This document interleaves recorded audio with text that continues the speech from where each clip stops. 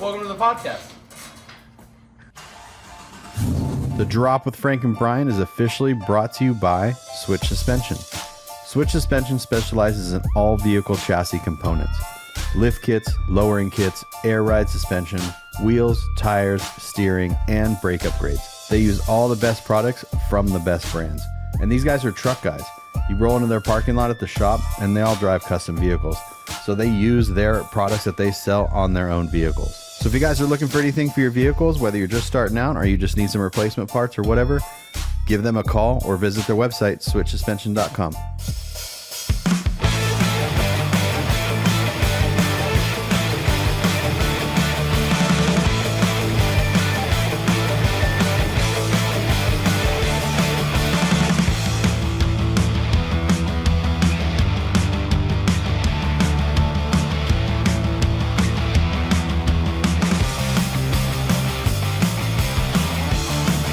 That radio. I know, man. Oh, do I? Yeah. It's very intimidating. All in love with you. Oh, hello. Hello. They're gonna be like, oh, I love this guy. Wait, what did he say? I Welcome fucking hate to- this guy. Welcome to 95.5 KYOT Smooth Jazz. There it is. There it is. There it is. All right, so Okay. pull this close, and then I just tilt this up so like it's kind of pointing directly towards you. All right. But you want to be Like, There you go. That's you're perfect good right there. Cool. I realized in the last, when we were over at Scott's, about the whole rolling chair thing. Rolling chairs are not a good idea. No, I realized that No. after, like, because, like, he was just, like, kind of going this way. he could not sit still. I know. He Yeah. could not. He was Sorry, rolling Scott. it. Yeah, Scott. I can tend to do that too. I get We need it very fixed, stationary. At least for at least for him. Yeah. when I talk Scott's on a the mover phone, and a shaker. I pace. I don't sit still. I get if my phone rings, I get up and I walk around. Yeah. Like that's just how I don't know. I can't. I sit use my hands a lot too when I'm on the phone. I'm like, yeah, blah, blah. I'm like, I just use my hands a lot. If I'm sitting at my desk, I will have my notepad out, and by the end of that conversation, there are hearts and stars, and the entire page is full, and asterisks like this, and this. How and can you like pay attention to what you're doing? I'm not. Oh, okay. I'm yeah. like, what did you say? huh? It's just drawing. It's like talking to Frank. Yeah, I don't. I'm not a good listener. No? I'm not a good pay attentioner. But not How today. does your wife feel about that? Welcome to this week's episode. Welcome to this week's episode. Brian and I are very excited about this episode. We've been talking about this, hyping it up for quite a while now. We're sitting here with all Oh, I don't know why Too excited. I can't even say my name. Olive reporters. Pardon me. I almost said Olive. I don't know why. Olive. Yeah, it works. Olive, It's close. Olivia. Anyway, Olivier. forgive me. We're sitting here. We're super excited. at your home. And your home. yeah. You guys came to my house. I mean, I didn't have to do anything except just sit. Here. We like to make things easy for. Yeah, I appreciate this convenience very much. I appreciate it. Yeah, We don't like when people tell us no.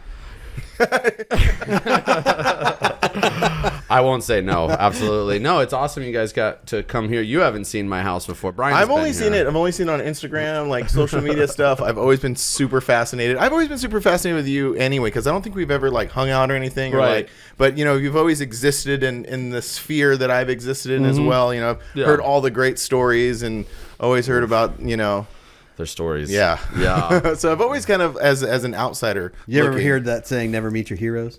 Well, so far Oh, I'm not yeah. disappointed. I should not be anyone's hero, but also welcome to disappointment. But here we are. This is gonna get real ugly.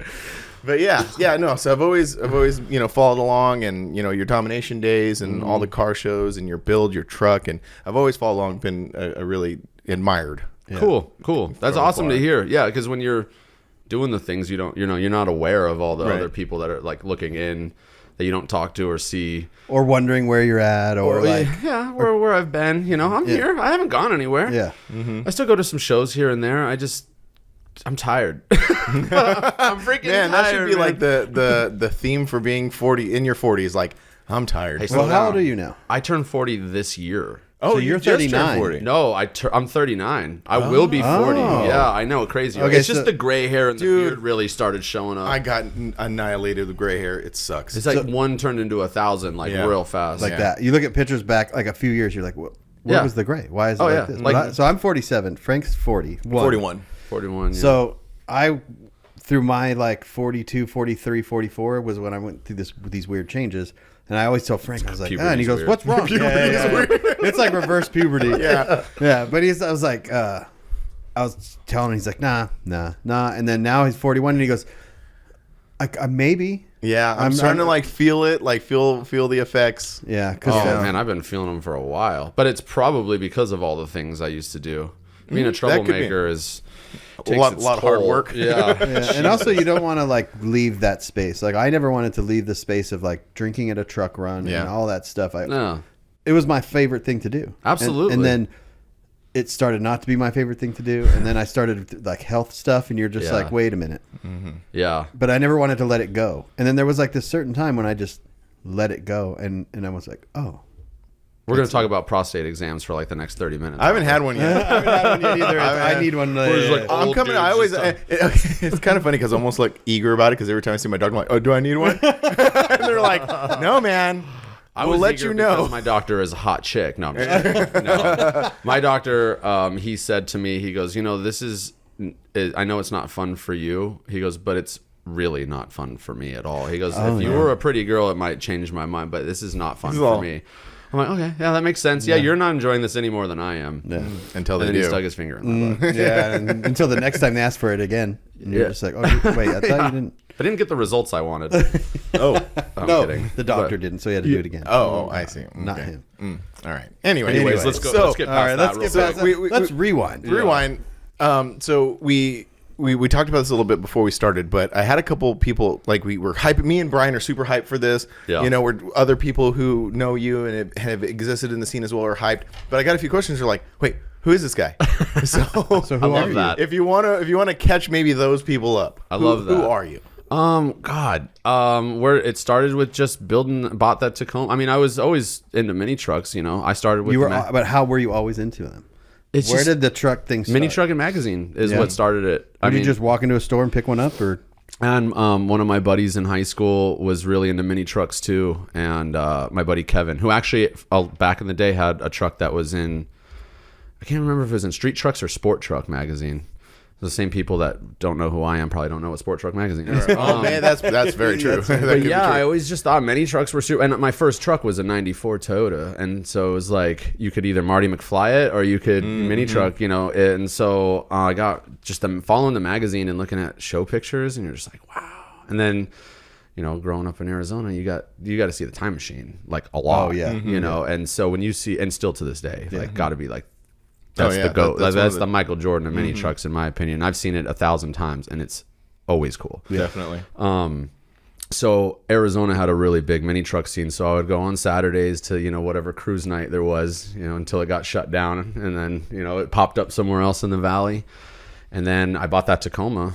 That's in the garage. And What year is that one? it's a 2002. Okay. And So I bought it new. Everybody brand new. Okay. It had 46 miles on it when I bought Nice. it, and I still have the window sticker for it. I found it. That's tight. Yeah, $15,000 is what a brand new Tacoma cost back then. Yeah. By the way, which is that's crazy. still what they cost. I know, right? I looked at Kelly Blue Book on that thing. It's like $7,000 or $8,000. Right. I was like, dang, that thing like for real. That's a like, really good buy. I know, right? Yeah, you made a good decision. Can you sell it to me right now for $7,000? I know. Yeah, for tax purposes. Yeah.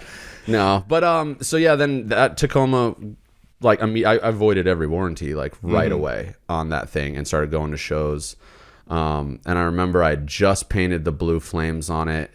I was waiting to bag it. Back it up just a hair. yeah, there you sorry. go. You're doing the same thing I was doing, is like talking over it. Yeah. Oh right, yeah. So I was waiting to get it into Trevco to get bags on it. So I just had static dropped it, and my buddy Kevin and I rolled out to Cal Truck Jam, and Josh Freeman was there. Was that when the first year he brought his truck with the The Swiss cheese graphics and everything. Yeah. It was like done. Oh, that one. Yeah. I went to the same show and I took my Tacoma and I was right behind him in the roll-in line and he hit his brakes and it blew my mind. Oh Yeah. my God. That second coolest truck I've ever seen in my life. And 5 hours to Cal Truck Jam, spring and fall. You got 2 a year. So that was when I first started like leaving the state, and I had just got the Tacoma. It was in the parking lot. It wasn't in the show. I just went to go to the show. Yeah. And that was when I met Josh Freeman, which is funny because now it's like you fast forward, like this is like what, 20 years ago or 20 More than that. yeah, more. Well, about 20. Yeah, Yeah, 20-ish. And I was walking around, did that truck have a name? That the Swiss cheese flamed one? Yeah. No, I don't think so. I don't think so. But it just has always been around. I just and say always Josh been Freeman's cool. truck. Yeah, Josh Freeman's Toyota. I mean, that thing was amazing. And I was looking at it and stuff, and so I started talking to Josh, and he's like, what do you got? And I was like, it's a 2002 Tacoma. It's like, it's got like 1,000 miles on it, but it's out in the parking lot. He goes, I'll trade you straight up right now for your truck. And I was like, huh? I was like, first of all, I'm like 17. I'm like, no, my mom will probably kill me. I'm like, I also would have to drive this thing all the way. It's a doored friggin' Toyota with no gauge cluster or anything. And I was like, I think I'm getting mixed up. You guys are talking about the silver one? Yeah. Okay, the silver one. the All right, silver we're on one with same the page. green Swiss cheese graphics Right. on Because it. for some reason, also in my head, it popped up the one from Arizona that's like gold and red and black flames, similar kind of flames. I don't know why. Anyway, red disregard and what I black said. one. But no, yeah, Josh Freeman's too. Yeah. So, yeah, I guess I could have traded Josh Freeman for his Toyota in 2002. But then you wouldn't have built that truck. Yeah. True. Yeah. True. Yeah, that thing would not be here today. Yeah, so it's like now there's two iconic trucks out there, but no one knows where Freeman's truck is. When he repainted it before he sold it, too, I think, right? At our Yeah, show, at the he show. brought it I out remember. Forbidden, and then it was gone, and then apparently it's somewhere in the Inland Empire, and the guy won't sell Oh, really? Still like in it. California somewhere? Supposedly. Yeah. Yeah. Yeah, it was unfortunate. I hated that second paint job. I'm not going to lie. Yeah, I was never a fan It either. seemed like just something to do to change it, but Yeah, the impact of seeing that truck for the first time Yeah. and seeing the taillights Oh, my God. and then knowing that he did everything himself. And that part, too. And that is what, between that truck, the Time Machine, and like Devon's Mazda, Mosberry Delight in Canada. Devon also is awesome. But they all had one-off taillights. And I knew that was part of it. that's part of like what makes a build So like extra cool. building your Tacoma, you knew that you were going to get it to the point where it's at now? Because like I was wondering to that because you had it bagged and it was flamed when it was white with the blue flames. And then I was wondering when was the point that you're like, I'm just going to make this thing crazy? Yeah. So when it was white with blue flames, that was kind of like the idea was just to have like a truck that I could drive every day, but still was like show worthy, but not like crazy, not built frame, body drop, and a bunch of mods.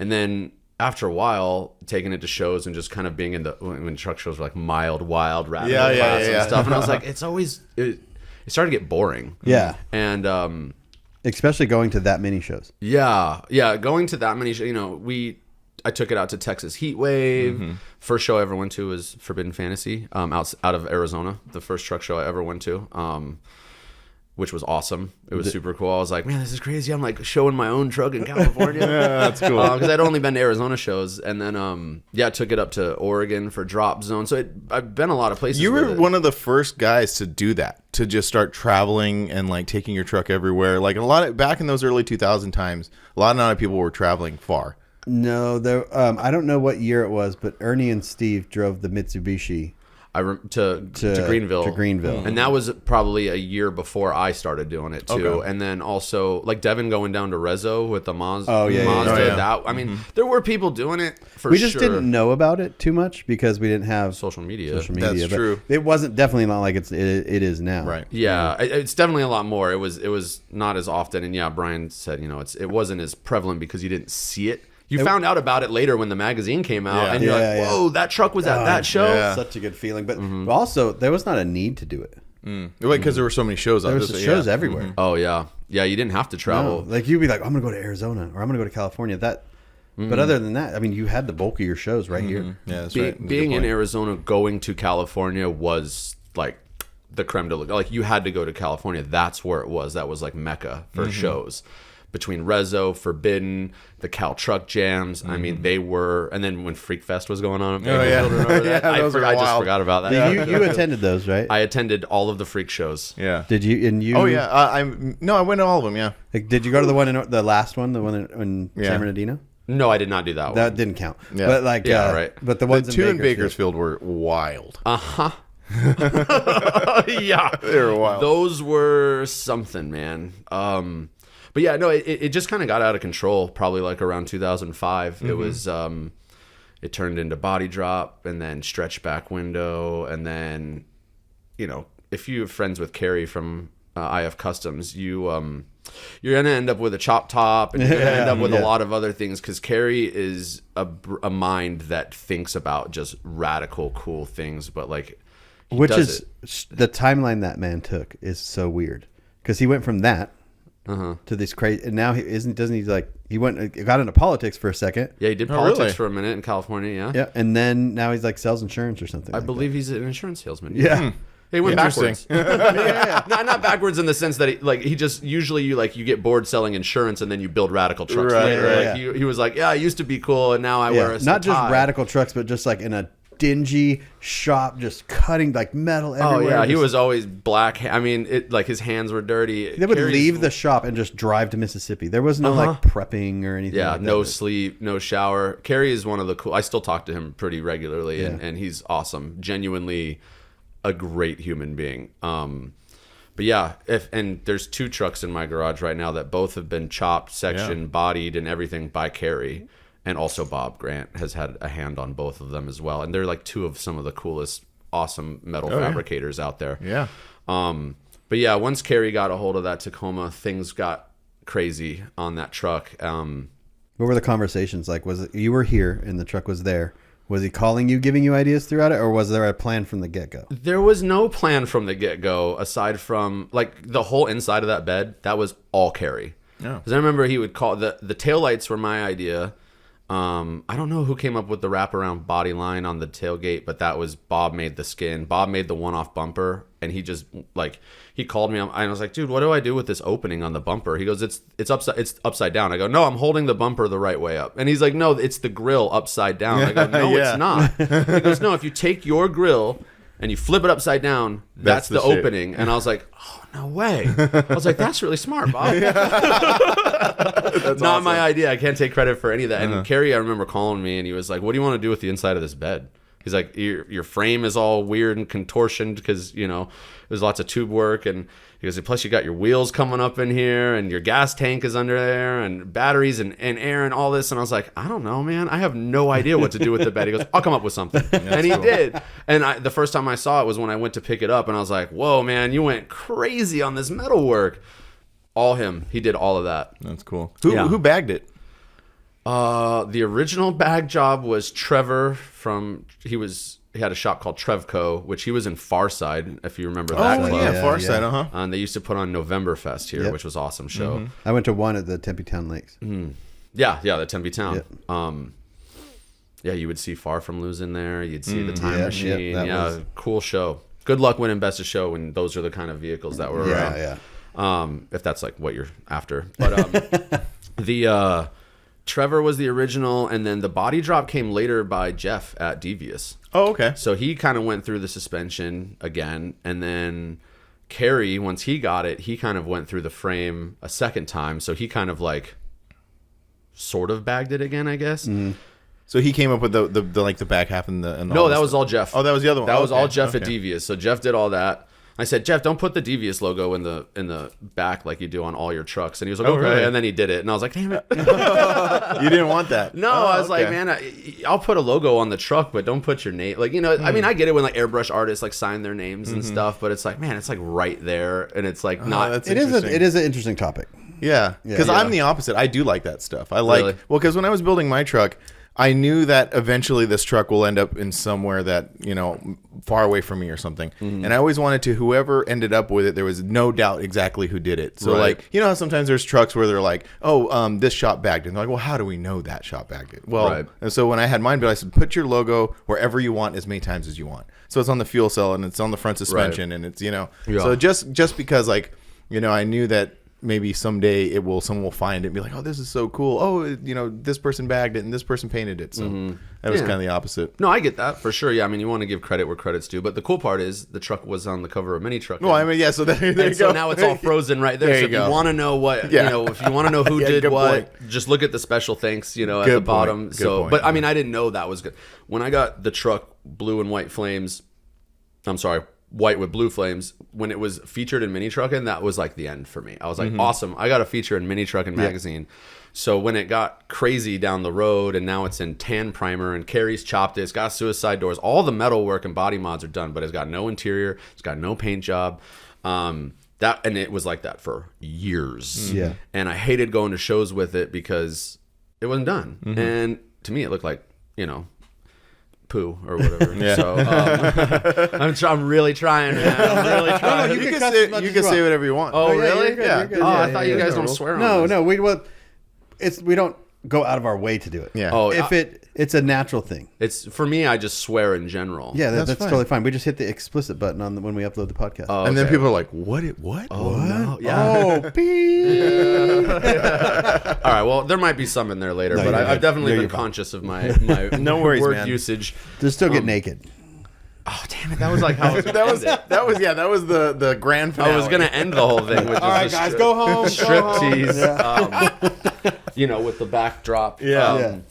But once I got with Nick from Surface and gave him the color scheme I wanted, and he designed the paint job, and I was like, yeah, that's awesome. Like, he ran away because Nick and I talked a lot, and we went back and forth. He did several renderings before the final one, and Nick really designed the paint job and the layering of the colors. I just gave him the colors I wanted to use. The gold, the blue, the white. That was my idea, but I didn't know what to do aside from I wanted a paint job that flowed with the curves of it. 'Cause right. with the mods. Yeah. Yeah, and as a Tacoma owner, Brian's had a Tacoma.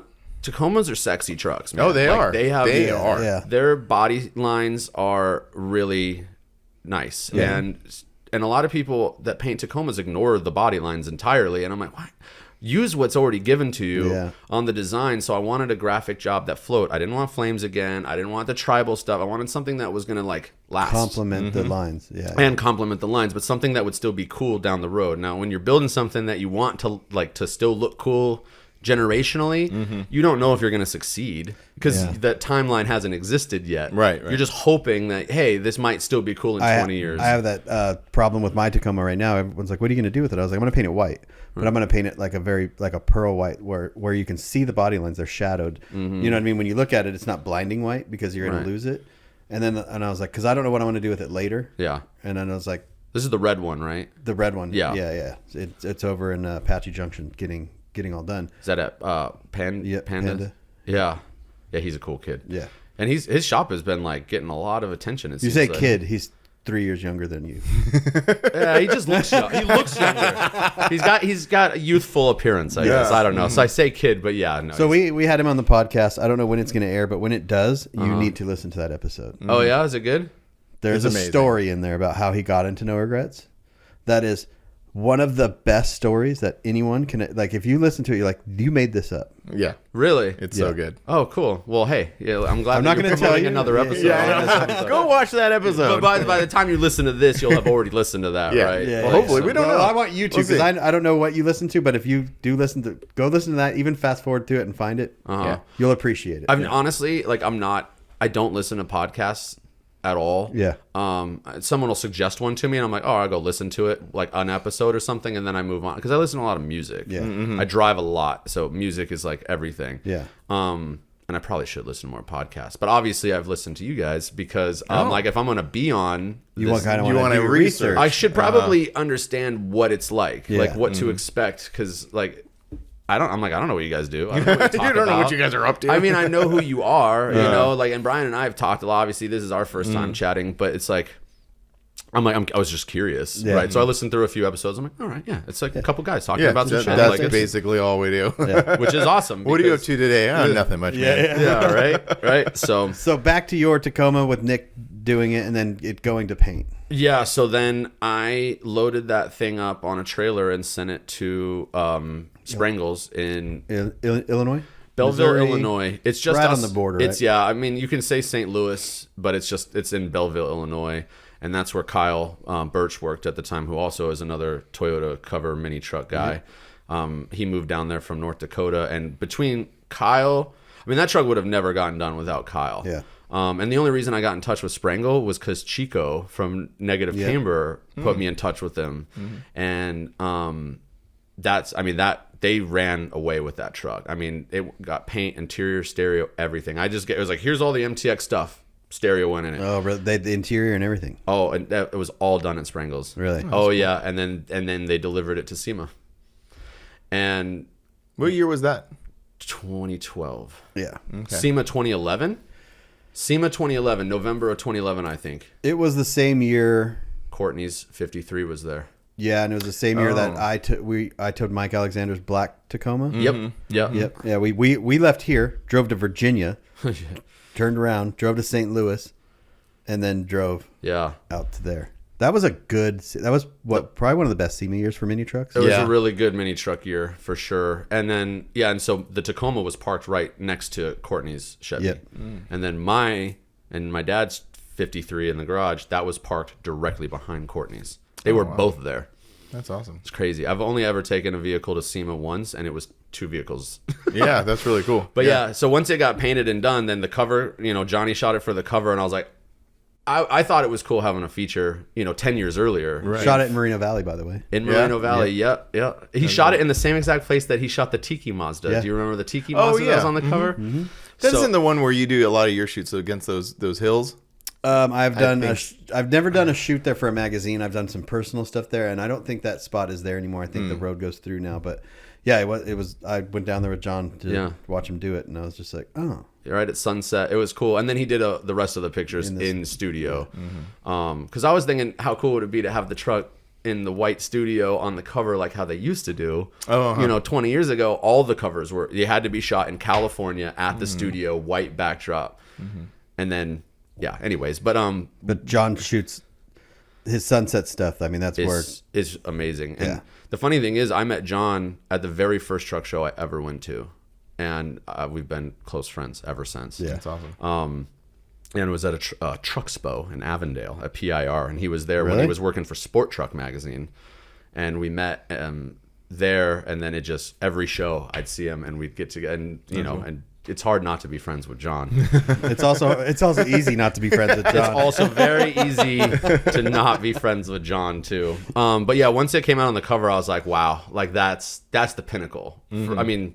In mini trucking at the time, if you could get a cover, that is like, it's the top of the world. Yeah. But then at the end of the year, when the Truck of the Year voting came out and it won Truck of the Year, I was like, that was never what was the intention. Getting a cover was a cool like side effect to having the truck done. But when it won Truck of the Year, I was like, that's wild. Like, I was like, this is not even real, right? Like this, you can't even, because there were so many cool trucks on the cover that year. What year was that? 2012. Yeah, so like those were good years. Like you said, those were good years for trucks. There's a lot of trucks coming out that time. Was Facebook around, or where was the remember there was the little thing where it was like, he doesn't even drive that truck. That was on Facebook. I remember that. And I took video of when Cody was driving, when you were. I caught a lot of shit because it trailered to shows. Yeah. But I drove it around. Yeah. I mean, I've drove it a lot. Yeah. And I don't remember his name. I don't know who he is. He's in Texas. He was on the cover that year too with the blue S10. No, it was the fully graphic red S10 with like the. Oh, okay. And it had like two paint jobs, like one on each side or something like that. It had roll cage and all that. It was really nice. Yeah. Well, I don't even know if it was him that was saying it, but it was. I think he had some problems. I mean, I'm not going to talk. I'm not going to stir up any shit. But I think it was a long time ago. It was a long time ago. I don't care. It doesn't bother me. But I feel like there was some shit talking going on Facebook, and I don't involve myself in that. So I don't care. Yeah. But yeah, it was a lot of it was like that. Yeah, you don't drive that thing. I'm like, not to shows. Yeah.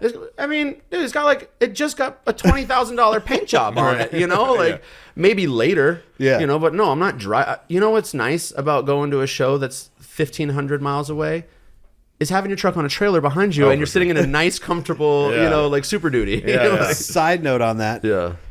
He's the one that taught me how to road trip to shows. I remember you telling me that. Yeah. I did? Yeah. When we went up to Sitting Pretty that one year. Yeah, I remember. I was out here, and then I drove to my house in California, in Hemet, and then you picked me up. I picked you up in SoCal, yeah. And then we drove, and you're like, this is how you do it. We just drive. Like, we drove, stopped to get gas, instantly back in the truck. Yeah. We got a hotel super, super late at night. Yep. And I remember walking into that hotel, and there was someone already in there or something. It was really... Anyways. Yeah. We got there, and it was just like, oh, we're here already. Like, it was like super fast. There was no dilly-dallying around. No, I just want to get to the show. That's the point, you know? I mean, but yeah, I mean, several trips to Greenville for Show Fest, several trips to Drop Zone. That's 24 hours, one way. Going to where else did we do? Texas Heat Wave is like 13 hours. where Biloxi, going to Scraping the Coast. That's 30 hours from here. I did that one by myself that one year. But yeah, so going up to Sitting Pretty, like at that point, I mean, I had drove to and up north to south, east to west a dozen times to shows, and so yeah, it was like this is how you do it. You get in and we go. We stop for fuel and sleep. That's it. And you just stop when you get tired. Like I can do a 13-hour day. Me and him have done now North Carolina multiple times without stopping for a hotel. Yeah, you just do it. Yeah, well, especially if you guys are switching off too. Yeah. Because I did that. I was coming home from Scraping the Coast in 2012, and that was actually when I won the Greg gave me the show promoters award. Rest in peace to him too as well. But there's a picture in Mini Truck and of me with him holding that. And then I got in the truck after the show and I drove until I couldn't drive anymore, and I made it to just south of Tucson. Oh wow! I was like an hour and a half from my house in a 30-hour drive, and I couldn't do it anymore. And I pulled over and I slept in the back of the truck. Yeah. I've left here and got only to Tucson and slept in my truck. You're like, well, I made it 100 miles. I slept for 2 hours at Love's. I was like, what's going on? But it's super cool after, all those years of traveling to shows and filming shows, and you make so many friends. So on those drives, like going to Scraping the Coast, on the way there, I stopped at Pascal's house in New Orleans and stayed at his house. That was when he was still building the Stranger. Yeah. Oh, cool. That one of the coolest mini trucks ever. Oh yeah. One of the nicest, cleanest, probably the most detailed. It has to be probably one of the best. I'd put it in like the top 10 of like the Hall of Fame, like greatest of all times. Yeah. Like it would probably be maybe top 5. I don't know. There's a few out there that like I'll forget about, like Ant's Isuzu. Yeah. Like that thing, the green and cream Isuzu, that thing is like, wow. And anyways, I stopped at his house. Like coming home, I think one year I stopped going through Oklahoma City. I stopped at Jake's when Fat Fabs was a small operation. Yeah. And Jake let me crash on his couch. Also, really good friend. I love him to death too. And so it's just cool that I just had places I could stop. Yeah, that's and cool. just sleep. Yeah, I'm gonna crash on so and so's couch. Yeah. It's what happens when you're cool like me. You can't do it anymore. No one knows you. Yeah, exactly. Who is this guy? Yeah, that was what you were asking me before. Or what you were saying is like, yeah, people don't know me. I think I just went on a 20-minute rant about who I am. No, it's great. So the whole truck thing, in between the Tacoma being white with blue flames to where it ended up gold, in that decade time frame was when I started Domination, the video, because I was going to shows all the time and I would take tons of pictures because I did photography. Yeah. And then I started submitting them to Mini Trucking, so I was getting like freelance checks every now and again from Mini Trucking, which was awesome. Yeah. And then it turned into videos, and then videos turned into Domination, and Domination ran off the rails for like 7 years. Yeah. Which is the beginning of Domination is an interesting story. Yeah. I don't know that. So it wasn't you were doing videos with Lowlife. I started with Mike. It was Mike and I doing the first Lowlife video. The very first one. Yeah, and Mike and I didn't get along very well. Yeah. Yeah, it's easy not to get along with Mike. I've heard other people have a hard time getting along with Mike too. But no, and thanks to Mike, was probably the one positive thing I'll say about Mike is that it was he pushed me to start Domination because I had such a strong disdain for him that I almost started Domination out of spite. Yeah. Oh, I've done that. Yeah. Sometimes I was like, I work in my best space in that spite. Right? Yeah. Spite is a crazy motivational force. And I pretty much was like, you know what? Fuck you, dude. I'm going to go start my own video company, and it's going to call Domination, which at the time was my favorite Pantera song. That's where the name came from. There we go. Yeah, you didn't know that part, did you? No. And 7 DVDs later, about one a year. And that was MySpace. There was no Facebook. Yeah. So Domination, I mean, I sold a lot of DVDs. But that was back Did you have a website and all that stuff? Yeah, I had a website, and I changed the website design every time I put out a new DVD. The DVD's theme correlated with the website design. And all the menu screens in each DVD correlated with the cover art and the design. But most people didn't notice it, which also got me really exhausted on the amount of effort I put in. That was before websites were really, really user-friendly, right? Yeah, but it was just a place where I would post pictures of shows, and then you could order the DVDs. Gotcha. And I mailed so anyone that ever bought a Domination DVD, and if you ever received one in the mail, every envelope was hand addressed by me. Oh, right I on. packaged every DVD. And you wrote the. And I wrote on. I didn't use printing. I printed the Domination, the video return address. Yeah. That was on everyone printed, but I wrote the address on every one. I mean, I'm talking tens of thousands of DVDs shipped. I personally shipped all of them. That's I would awesome. take boxes to the post office and have, CVS length receipts of just every one of them I shipped myself. People rad. at the post office, like waiting in line, hated me. The post office workers Yeah. loved me. I was in there all the time. The post office thing was weird because when I first did the very first Grinder DVD, I did the same thing. I got a bunch of pre-orders, and then I went to the post office, and I remember I had to sit there and fill out all of the customs forms for all of the overseas stuff Yep. by hand, and it wasn't tens of thousands. no, It was tens of It hundreds. was tens of tens. Dozens. Well, I mean, 7 DVDs. No, yeah, I mean, yeah. there was a lot. I Yeah. would get, but also if you bought them through like Max Springs or Suicide Doors, obviously those didn't come from me. I shipped them, but that was back when Suicide Doors had like a 7-page ad and mini truck. And Max Springs was huge. Like when I put out a new DVD, they would literally buy 500 to 1,000 copies that day from me. Yeah. And then I would ship them out to them. So I had, and Lowrider Depot as well would buy them. But the shipping has gotten, what I was getting at is the shipping has gotten so much easier since then. Oh, right. I was fortunate enough to only have to do that once. And then after that, I was like, oh, you can print the labels? Yeah. And then, and now I just print stuff and throw it on my front porch and the post guy picks it up. It's Yeah. we have it super easy now. I know. I wish there was a lot of things different when I was doing those videos but I had the energy back then. I was. Were you doing everything yourself? You're filming, editing. So I did all the filming. Every now and again, I'd hand off my camera to someone and they'd film some stuff. But I filmed everything.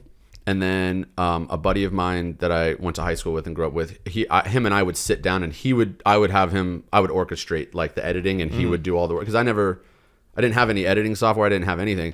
So he would pretty much do it all and then it was be mastered and it's done.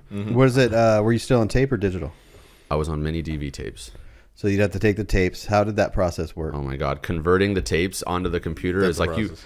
Oh yeah. And Again, we're insanely easier spoiled now. Oh, yeah. It's crazy now. I'm like, man, because one DVD would be like 40 tapes.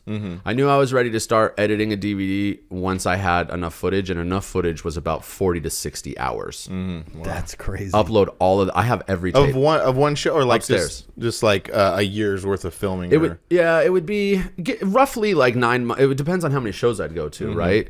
But it was, each DVD had like 10 shows. And it would be everywhere. There would be like a show in there from New Jersey, Washington, Texas, Missouri. It would be all over the country. And that's, I think, also another big reason why Domination got so popular was because everyone could either see their truck or their buddy's truck in one DVD. Yeah. It wasn't like, what was the Crime Pays? Like they wouldn't leave Texas for a long time. Yeah. Because there's so many shows in Texas. You can make a whole but it's just But you Texas. start seeing the same vehicles over and over again. Exactly. Yeah. Like you got to change it up. And they eventually did. I didn't watch most DVD companies that were popping up here and there. They would give me their DVDs for free. I'm not going to lie. They were not good.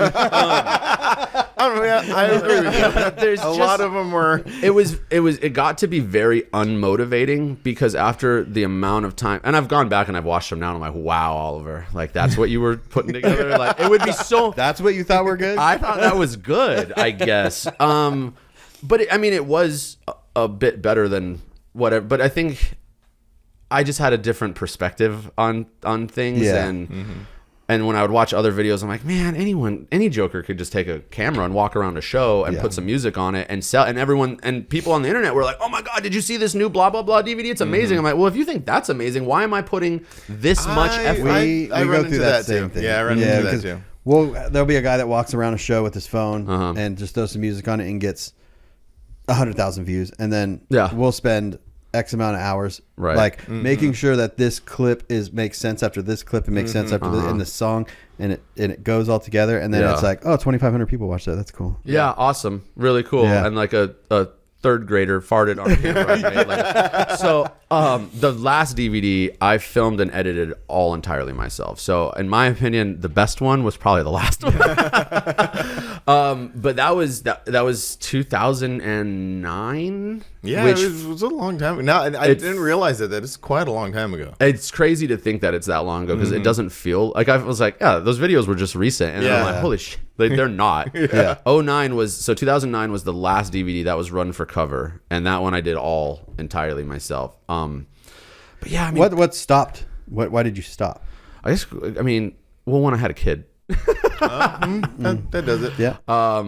My son, who is now 14, was born that year. And taller than you. he's almost. He's getting there. He's almost taller than me. Yeah, and I'm 6'1", so sheesh. But yeah, I think a lot of it was I got burned out. I got really burned out. Producing so much content, you can get like that. Yeah, oh, absolutely. And I'm not the only one that feels that burnout. I mean, Do you ever wish you would have hired someone and kept it going and just produced it? I never thought about it until just now when you asked.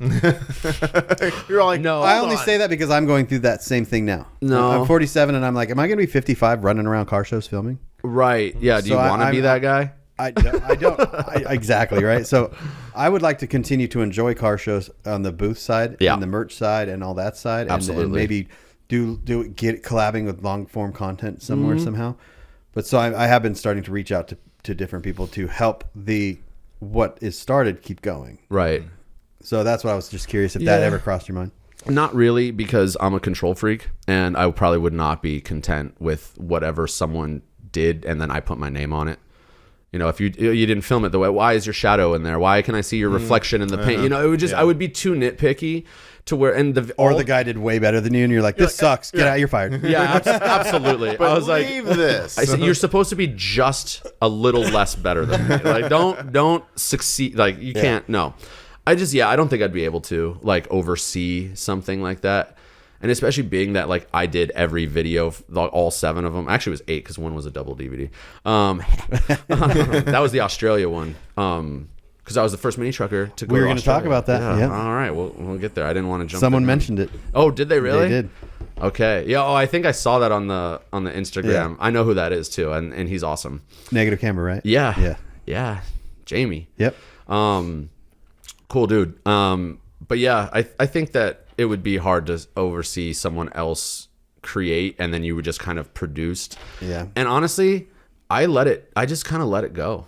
After that last DVD and I shipped out everything and then You're just kind of like, I'm done. yeah, I was done. I owned the name, the licensing. I let the website run its laps once the website was gone. You couldn't buy it and it just disappeared. And I've got like 10 shoe boxes upstairs and each box is a different DVD's tapes. Oh, right on. I have oh, that's cool. every tape still, all that footage. All the raw content. Raw, unedited.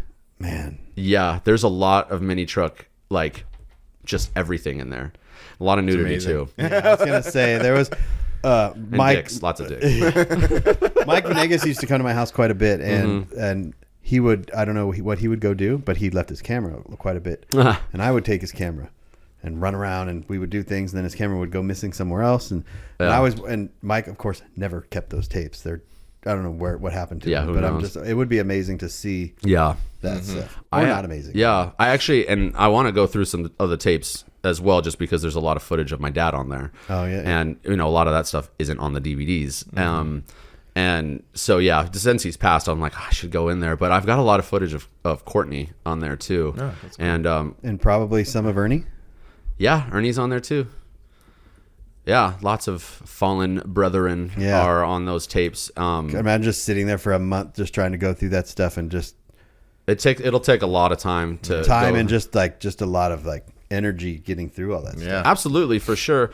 Like when we were at RA All-Star event and I think that was in Millington, Tennessee. So not too far from Memphis. Yeah. And Courtney and I were in my room with like a group of other people I don't remember, and we had a Crystal Burger eating competition. I almost beat Courtney, by the way. I was skinny as hell. I was a skinny ass kid back then. And you don't sleep on skinny kids' eating abilities. No, that's who wins all the eating contest. Yeah, right? And I think I put down like 19 or 20 of those, but Courtney had like 24. And we just sat at and I recorded the whole thing. It's on those tapes. And no one's ever seen it. No one's ever seen it because it wasn't awesome. not in the DVDs or anything. That's awesome. So it's never been seen, like before seen footage. Yeah, and Courtney and I spent a lot of time together because when I first started Domination, I wasn't old enough to drink. I mean, I did. Don't do that, kids. But Son. so like when we would go to truck shows, when I was doing Domination, you know, you'd go up as media. So Mike Alexander, John O'Neill, Gabe from Tailgate, Yep. and me and Courtney. Well, you can't room with John O'Neill and Mike Alexander because they're gonna go get rowdy. Yeah. Which eventually we all did, Yeah. but like Sitting Pretty was like, you and Courtney can share a room. Courtney is older and responsible. This is Sean's telling you this. Yeah, Sean is. Yeah, Sean Altamont. Love you, Sean, too. He's awesome. And I've actually stayed at Sean's house. We stayed at his neighbor's house, remember? Oh, yeah, that's right. Yes. That was his neighbor's house. That was his neighbor's Holy house. shit. Yeah, when we drove up to go to Sitting Pretty, 30 freaking hours. Yeah. We got that. His like neighbor was on vacation. They're like, you can stay here. And just in we're this all- dude's house. Yeah. Yeah. We're like, Yeah. okay, but I remember Sean saying, like, because he would pay for the media to come up to cover the show and all this yeah, stuff, he and would. like Give pick us hotel everyone up in rooms. limos, and like it was really cool. But he, I remember he would breathe deeply when he would be like, John O'Neill and Mike. Yeah. Problem childs. I could tell. Yeah. I could They could cause some problems for show promoters, but they had a good time doing it. Well, they were running the magazine, so you had no other choice. You had no choice. Yeah, I mean, between the two of them, you're talking like 3 different magazines were getting coverage from them. But They're just laughing in the background, like they need us there. Let's, the fun part about Sitting Pretty for me was it was always the weekend of my birthday. It was always the end of August. So Sean would literally pay for me to fly up to Washington and have a birthday party at a truck show. That's awesome. And like you said, they would wine and dine you. They'd take you out to dinner. They pick you up in limos. And Courtney's, Hollowell's birthday is the same day as mine. And so we would have a joint birthday party every year at Sitting Pretty. It was awesome. That's cool. Yeah, and I've got tons of rad. footage of that stuff, none of which is in the DVDs. So yeah, I need to go through those tapes for Yeah, sure. that'd be amazing. There's a lot of stuff in there. And I mean, it's going to suck because if I die and all those tapes are sitting there, someone's job is going to be To look through them. look through all these tapes. I'll be And like, also don't judge me "Hello?" on what some of the things I find. hello, Oliver? Yeah. Oh, he's gone? I'm got to go to his house. Yeah, Like, I gotta get go on a those. mission. I gotta leave them to someone. Someone responsible needs to take those tapes and go through them at some point. Yeah. Man, that'd be amazing. That would be. It would take so long to do it. Oh my god. To digitize a tape, I don't know. You have to put it in a VCR and play it.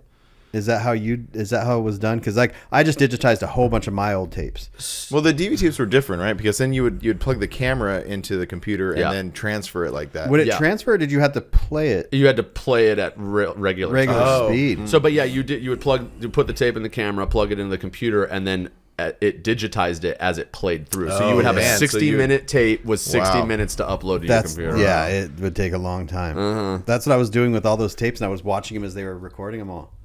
Oh man. Yeah. Yeah. Yeah. And I've seen people like repost stuff I've never uploaded any of the trailers to YouTube, I think, except for the very last one, because YouTube wasn't really like a running thing at the time. But someone out there posted some of the trailers, which is awesome. So thanks whoever did that. But like not all of the trailers. But the trailers are quick and simple, and they're just little highlight reels of each DVD, and that's what I always put out to like pre-sell the DVDs was these little trailers. And I'm like, man, someone needs to put the rest of them up because I don't have the time, energy, or even knowledge to even care to do it anymore. It's pretty simple if they're on a CD or DVD. Yeah. Well, and I have all the DVDs. Well, there's you have permission. So the first one to do it. yeah. Right? Yeah. Someone put the trailers up. That'd be cool. Not the whole DVDs though. Oh, not the whole DVDs. Not the whole DVD. What are you afraid of? I get a lot of people asking me about the DVDs again. And if they can get them, which I don't have any, so stop asking me. Do you have master copies of the files? Yes, You do. I have a master copy of every DVD, and I have a copy of each. I have actually they're right down there. Let's see. Let me grab them. Yeah. Oh yeah. We should have a watch party. Well, like I did that time on Instagram. Oh my god. that was so He bad. did an Instagram live, a watch party of one of Low Life videos, and he forgot how I thought I messed up. that there's boobs and all this stuff in there's them. I messed nudity. up. Yeah. So he's like live watching it, and he's like, Yeah, most of these have nudity as well. So let's say in chronological order, that was the first DVD. Oh, that was my favorite. I owned this truck for a short period of time. Did you really? I Ryan sold it to a guy in Hawaii. Yeah, Ryan was awesome. I took that picture, I think, on the 51. which that picture ended up running in Mini Truckin'. Yeah, it was a pretty iconic photo. Which they also I don't think they ever gave me credit for that picture or paid me for it. Well, Mini Truckin' Magazine's coming back, so hit them up. Yeah. Yeah. Well, good Ask that guy back. Ask Okay, that so I'm guy, gonna yeah. need some respite for this. Yeah. Well, and I mean, this artwork is just terrible. It's so bad. It's so low quality. So I got later on, once I ran out of copies from the initial run, I redesigned it to make it look better. Oh, I've never seen that one. So Yeah, that was the same Yeah. DVD, but just a better Okay. looking. Then what? When we had Shoot to Kill. So that was the first one. Kool-Aid on the back of this Yeah, one. Kool-Aid. He was attached. We were like attached at the hip for a long Yes, time. Then yes. Shoot to Kill was the second one. No, yeah, another classic. Yeah, classic. Uh-huh. These are all classics now, I guess. No, I know, right? So I mean, Was it fun doing the design stuff? Bags, bitches, and body. Oh God, I know. Hell yeah, dude. Jesus. Sign me the fuck up. Yeah, I probably wouldn't do that again. So, but at the time it made sense. But yeah, I probably wouldn't roll with the bags, bitches, and body drops. It was a different moniker. time back then. This It was a different time for sure. The mid 2000s was wild. It was different. Yeah. It was wild. Who was the most popular person in the world at that point? Like Fred Durst.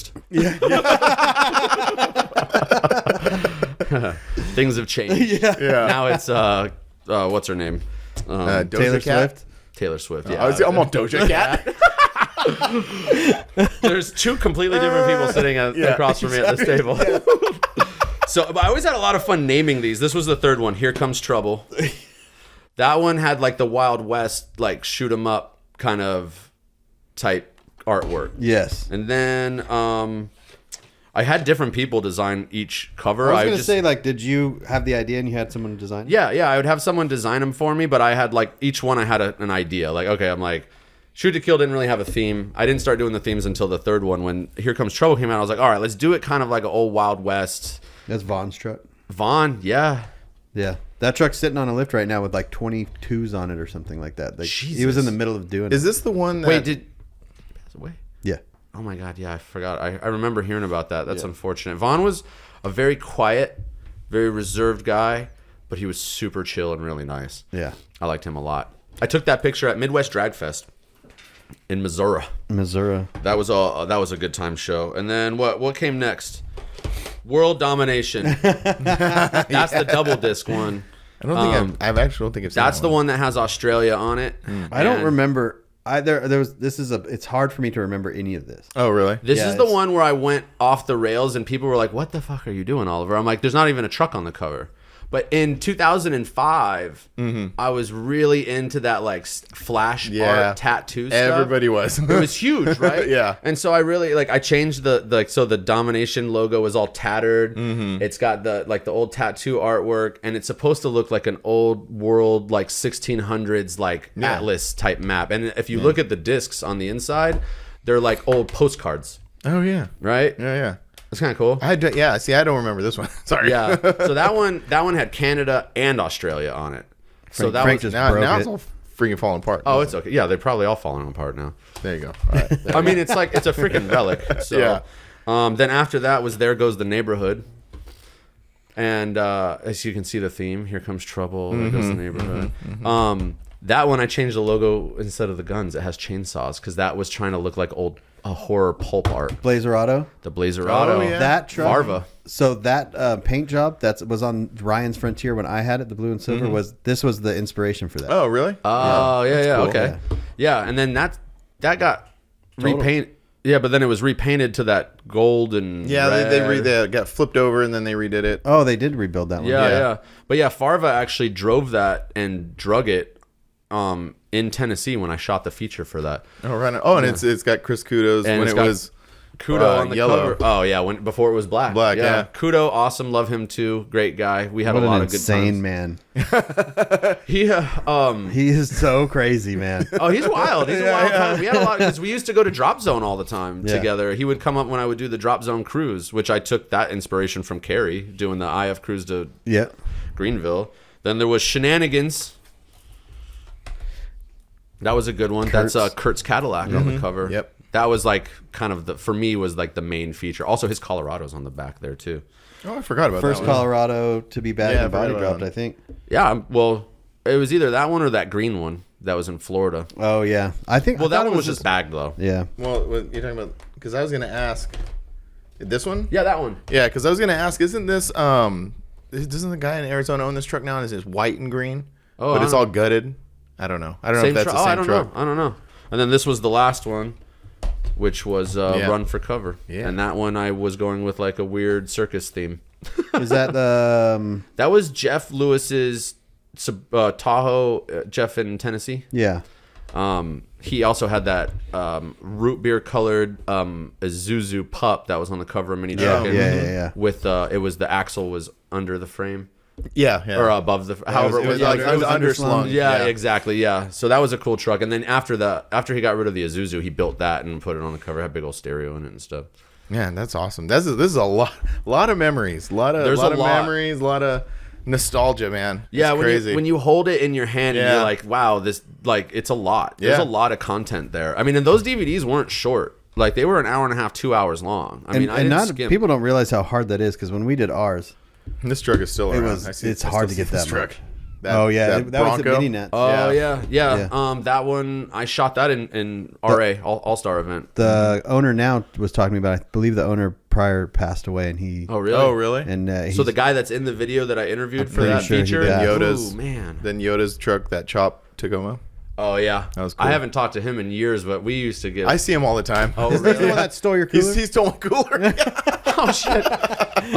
Because what he lived up more like He's from Oxford. Or Oxford. not Oxnard. not Oxnard. Oxnard. Man, That I always thought that was a- Olive, Oxford. Oxnard. Jesus. You're having a I'm problem like- with your O's. But yeah, so yeah, Yoda was a good time. We This is had the a- fourth podcast in 2 days. Frank gets like, I know. I kind of like after a while in my. You guys don't get tired of talking. I mean, I don't, but you know. No, not really. Not really. just tired. Period. Yeah, just exhaust. I know me, Yeah. right? So No, that's awesome, man. That's really cool. there you go. Yeah, those are the only copies I have. That's crazy. That's these it? Are the That's only it? copies you have. I have one of each. Really? Yeah. Wow. I sold everything. And then Wow. when I moved into this house about 12 years ago, John Beebe from Drop'emware, he asked if I had any left, and whatever I had in my garage, I sent to him. You had and a spool of them. I had a spool. I remember you showing me that. I might actually have the spool, but it's just this. Yeah. So it was just the leftover discs that aren't boxed. Yeah. So Oh, there's I no see. cover artwork or anything. It's just that. Yeah. There's okay. not even art. There was no art even on the disc. No, right? there's art on the disc. Oh, okay. Yeah, it's just it's like a spool of 100 copies of Run for Cover. So if you want those, I can sleeve it up and send it to you. I don't know. That's What's a available. DVD worth now? I don't know. This the DVD? nostalgia. Whatever. $500. This he goes, this DVD? All right. Yeah, Nicolas Cage is gonna run in here and steal it, and that's how valuable it is. Right. Yeah. But no, I definitely, the thought has crossed my mind with the amount of people that have asked about, well, you should digitize them. I'm like, then I got to get a website. Then I got to have enough space to put 7 full-length movies Right. on there. And then you got to pay it down. And then you have to have e-commerce and all this shit. I'm like, do I You're have... just like maybe leave it in the past kind of thing and let it be. Yeah, I mean, I don't know. To be fair, a website is insanely easy right now. Yeah. $30 well, a month, Shopify, put a picture on there, buy, done. So we're going to like team up in Domination I already rebirth? have a website. Shit. No, even better, start a Patreon. Put them on Patreon.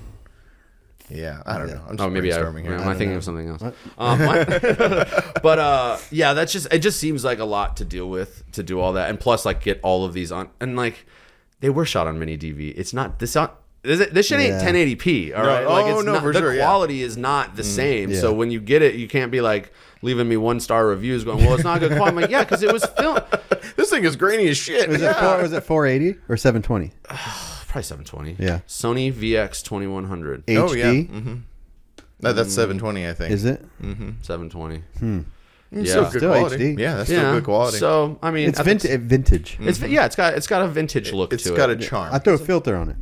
Like you were talking about when we were talking to Will about people are actually like going back to that. Yeah, there's like on TikTok and stuff, I see like these younger people like how to find the best mid 2000s point and shoot camera to get that authentic feel. They want It's they like, want what? they want it to look like the old camcorder style. Like Yeah. like have you? I don't know if you're like a basketball person or if you watch, but Devin Booker, he walks around a lot with Yeah, I've seen that. with a little handy cam and being Devin Booker's like 25, so he that nostalgia look from when he was not born, which Yeah. would just be the late, like you just want that late 90s, early 2000s. Yeah, look. basically, yeah. Which those old home movies have like a sense of charm to them. That's why I love 80s movies so much. I watch so many 80s movies and I keep finding more, which is crazy because I thought I ran out of 80s movies to watch, specifically horror movies. Oh, okay. Love horror movies.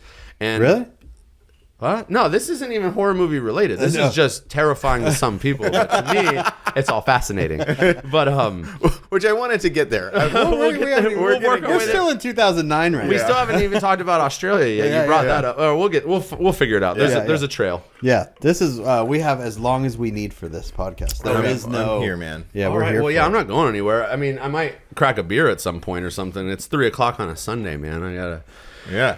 What's up with the football game? I don't know. Did you turn it off? No, I didn't turn it off. I muted it. We got the Lions and Yeah, Tampa Bay. Tampa Bay playing. Yeah. Yeah. No, I watch a lot of sports too. I do sports, I do movies, music, everything. Being that making movies, it's kind of weird if you didn't like movies. Yeah, that's I wouldn't call myself a film buff, but I've watched a shit ton of. I usually watch like a movie a day. I'm not gonna lie. I probably watch a movie a day. If you go on my Letterboxd, you'll see like how many movies I've watched this year already. Yeah. What's your all-time favorite movie? Terminator 2.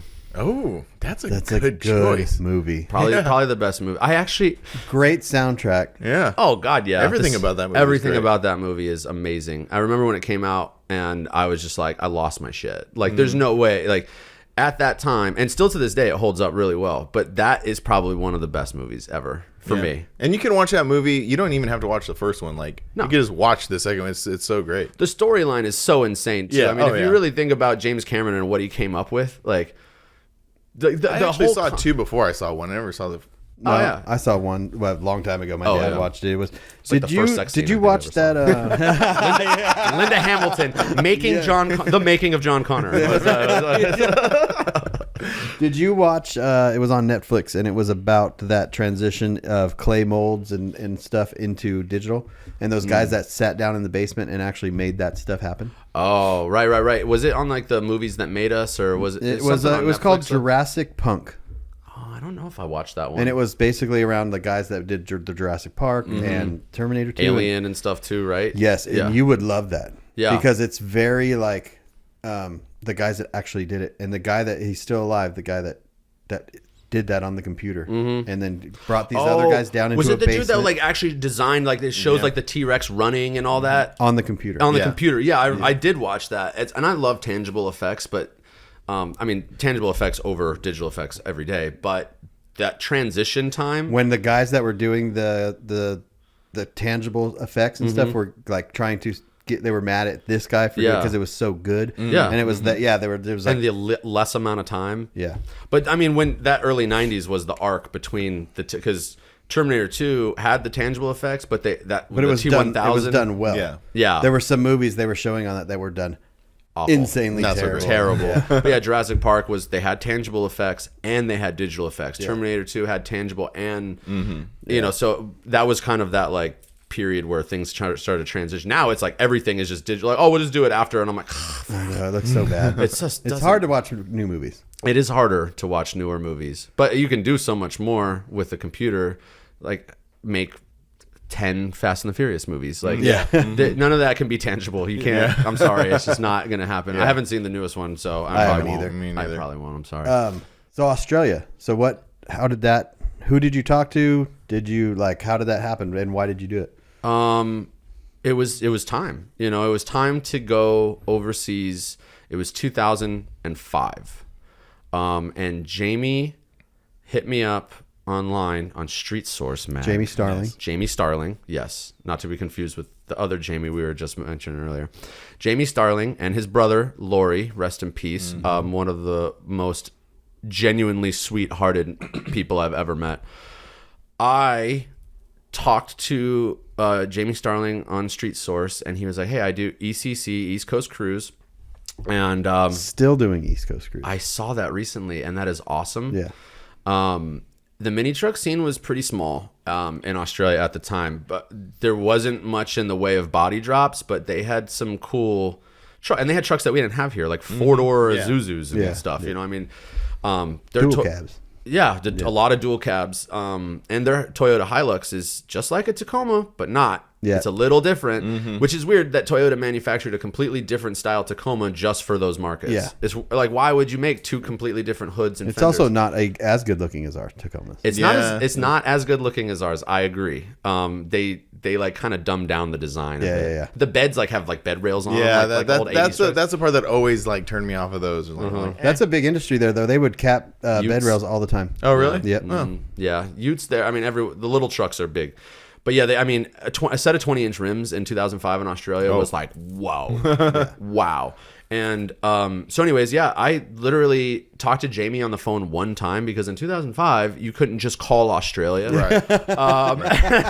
which is so funny to think about it I now. know.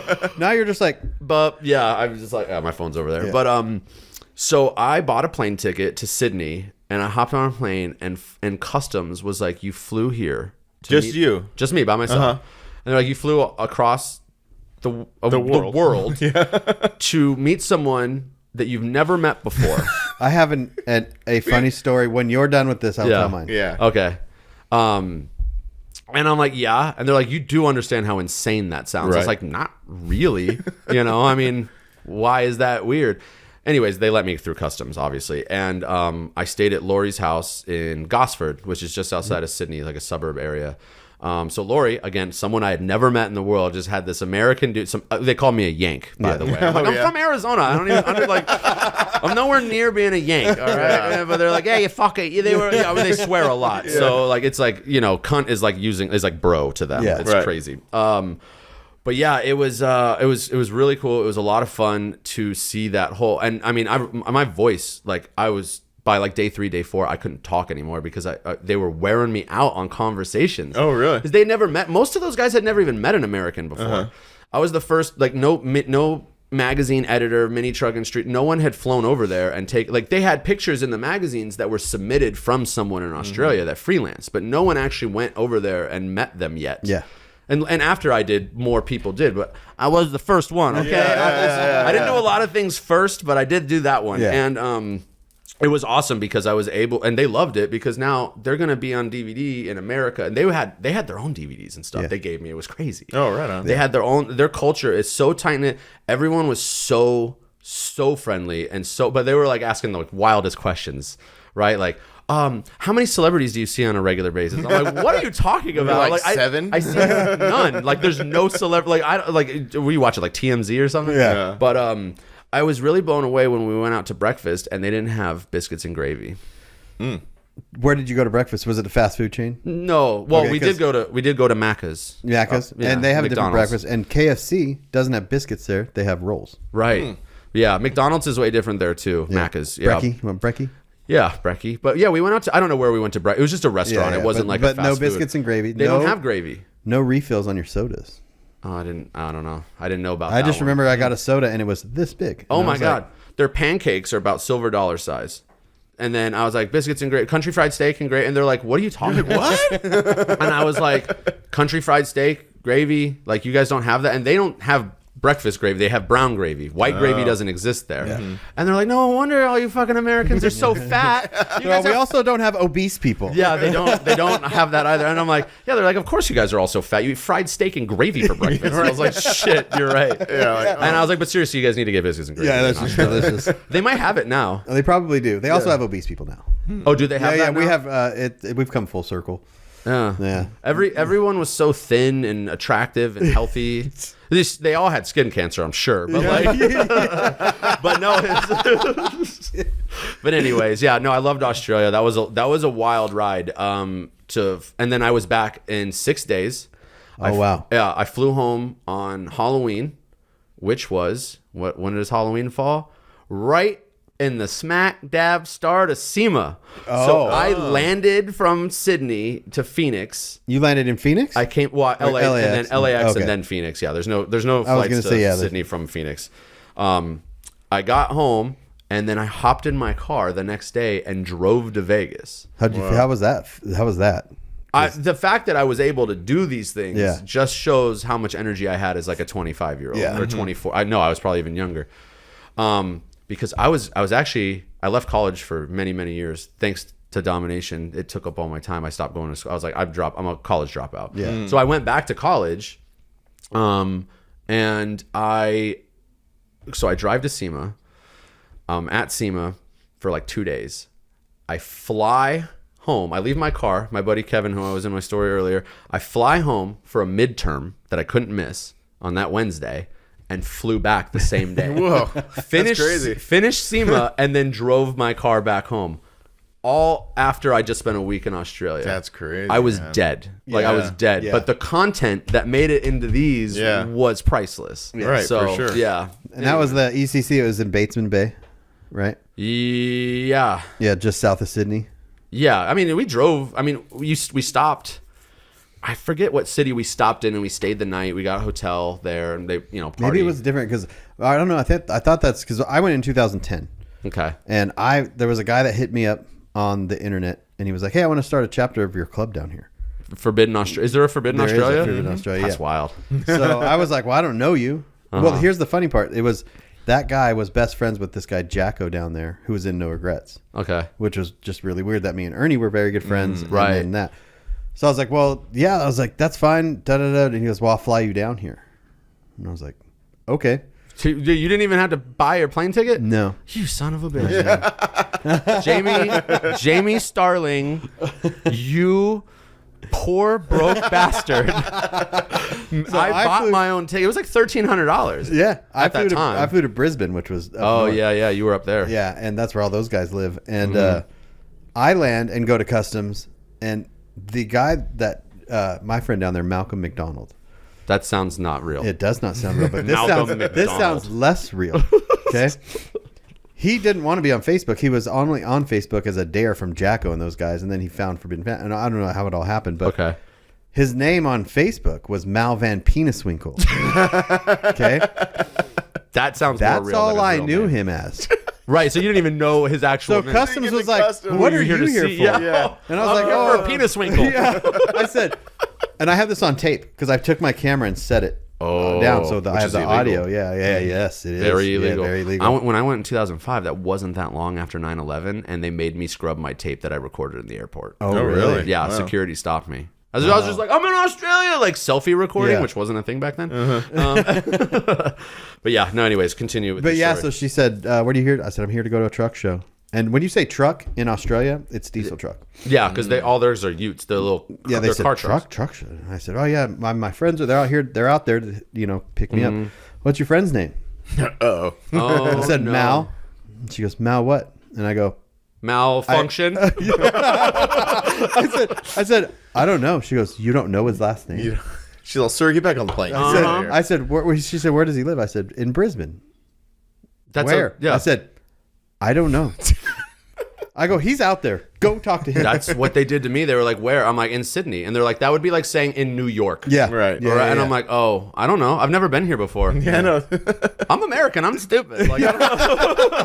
I have a public education, public school education. College dropout. That's No, what I actually did graduate from ASU though. By the way, Funny though, when I was on the plane, on the 14-hour flight or whatever there, I started thinking about this, that I did not know these people. And then I was talking to a man named Mal Peniswinkle who bought a plane ticket for me to come to Australia. And I was like on the plane kind of freaking out. you almost got sex trafficked. Yes. Yeah. Yeah. I Yeah. thought I was like, no. And I was like, no, he's friends with all these other. And I was like, wait a minute. I don't know. This is going to You just started second guessing your whole life right then. entirely. Oh my god. But then we got in and we drove down to ECC. Got in a car accident on the way down. Oh no. 4-car pileup. Holy sh. Totaled the vehicle we were in. Had to rent a van. It No was, way. Yeah, it was. Seriously? Yeah. Then got down to Lori's shop. Did that. Yep. I rode with Lori down the rest of the way. Mm-hmm. It was. I rode with Lori as well. The whole cruise, I was with Lori, and Lori was king shit over there. Like he didn't have any tattoos, by the way, at this time. No. In 2005, he was clean. He did not look like a mini trucker. If you met, you'd be like, "Yo," and then like literally 2 years later, like throat down, covered in tattoos, like, "Oh, you look like a mini trucker now." But when I went over, they didn't wear like Dickies and black socks. They all started looking like mini truckers once California infiltrated. And Right. they all started looking like Californian mini truckers. But he had a 90s model Chevy 1500, which they don't have there. Yeah. It was brought over from America, converted to right-hand drive. That's awesome. With a caddy front clip. Oh, Now, nice. this 1998, this would have been the coolest freaking truck at Cal Truck Jamboree. Yeah. But it's not 98. It's 2005. These are in the parking lot at truck shows in America. Right. But there, everyone lost their shit over this truck. it's just crazy. Flat black, bagged on 20s. Yeah. Huge rims in Australia. Caddy front clip, and that's what I rode in the whole That's trip. tight. I was like, That's yeah. tight. I'm like, I'm pretty much feeling. Imagine like, if someone would picked you up with that here. You're like, yeah, whatever. yeah, you'd be like, is this what scrap this your metal? dad's truck? Yeah, probably. Yeah, that is a dad truck now. But Yeah. back in the day, those were cool. But at that time in Australia, that was pinnacle coolness. And you never went back after that? I never went back to Australia. I'd love to go back to Australia. I went back twice. Did you really? And New Zealand. Well, yeah, because you didn't have to pay for it. Jesus. You got free flights? I don't know. I mean, I had to pay for the rest of them. oh, okay, yeah. No, I The didn't. first one's free, and then I didn't. Yeah, I did yeah. not, unfortunately, go back. But which was crazy because I only went 5 years after you did. Yeah, It was a different experience that I had. absolutely. Because when you Because went, Ernie already went. Ernie and them went to Ernie, Bobby. yeah, they all went after Not I Bobby. did. Bobby went to Japan, but Ernie Yeah. and Matt Baker, I think, went. Oh, right. Well, and when I went there was like Jamie who was asking about the Aussie stuff. He Yeah. had a Hilux that I was featured in the video. He now has an old Ford. Yeah. Body drop Yeah, yeah. Ford Silver. It's Super sick. really Super sick. Which is, I think, pretty out of character for Australia as well. So Yeah. he's got to be feeling pretty friggin' cool. And he drives that thing a lot from what I've seen online. Yeah. Awesome guy.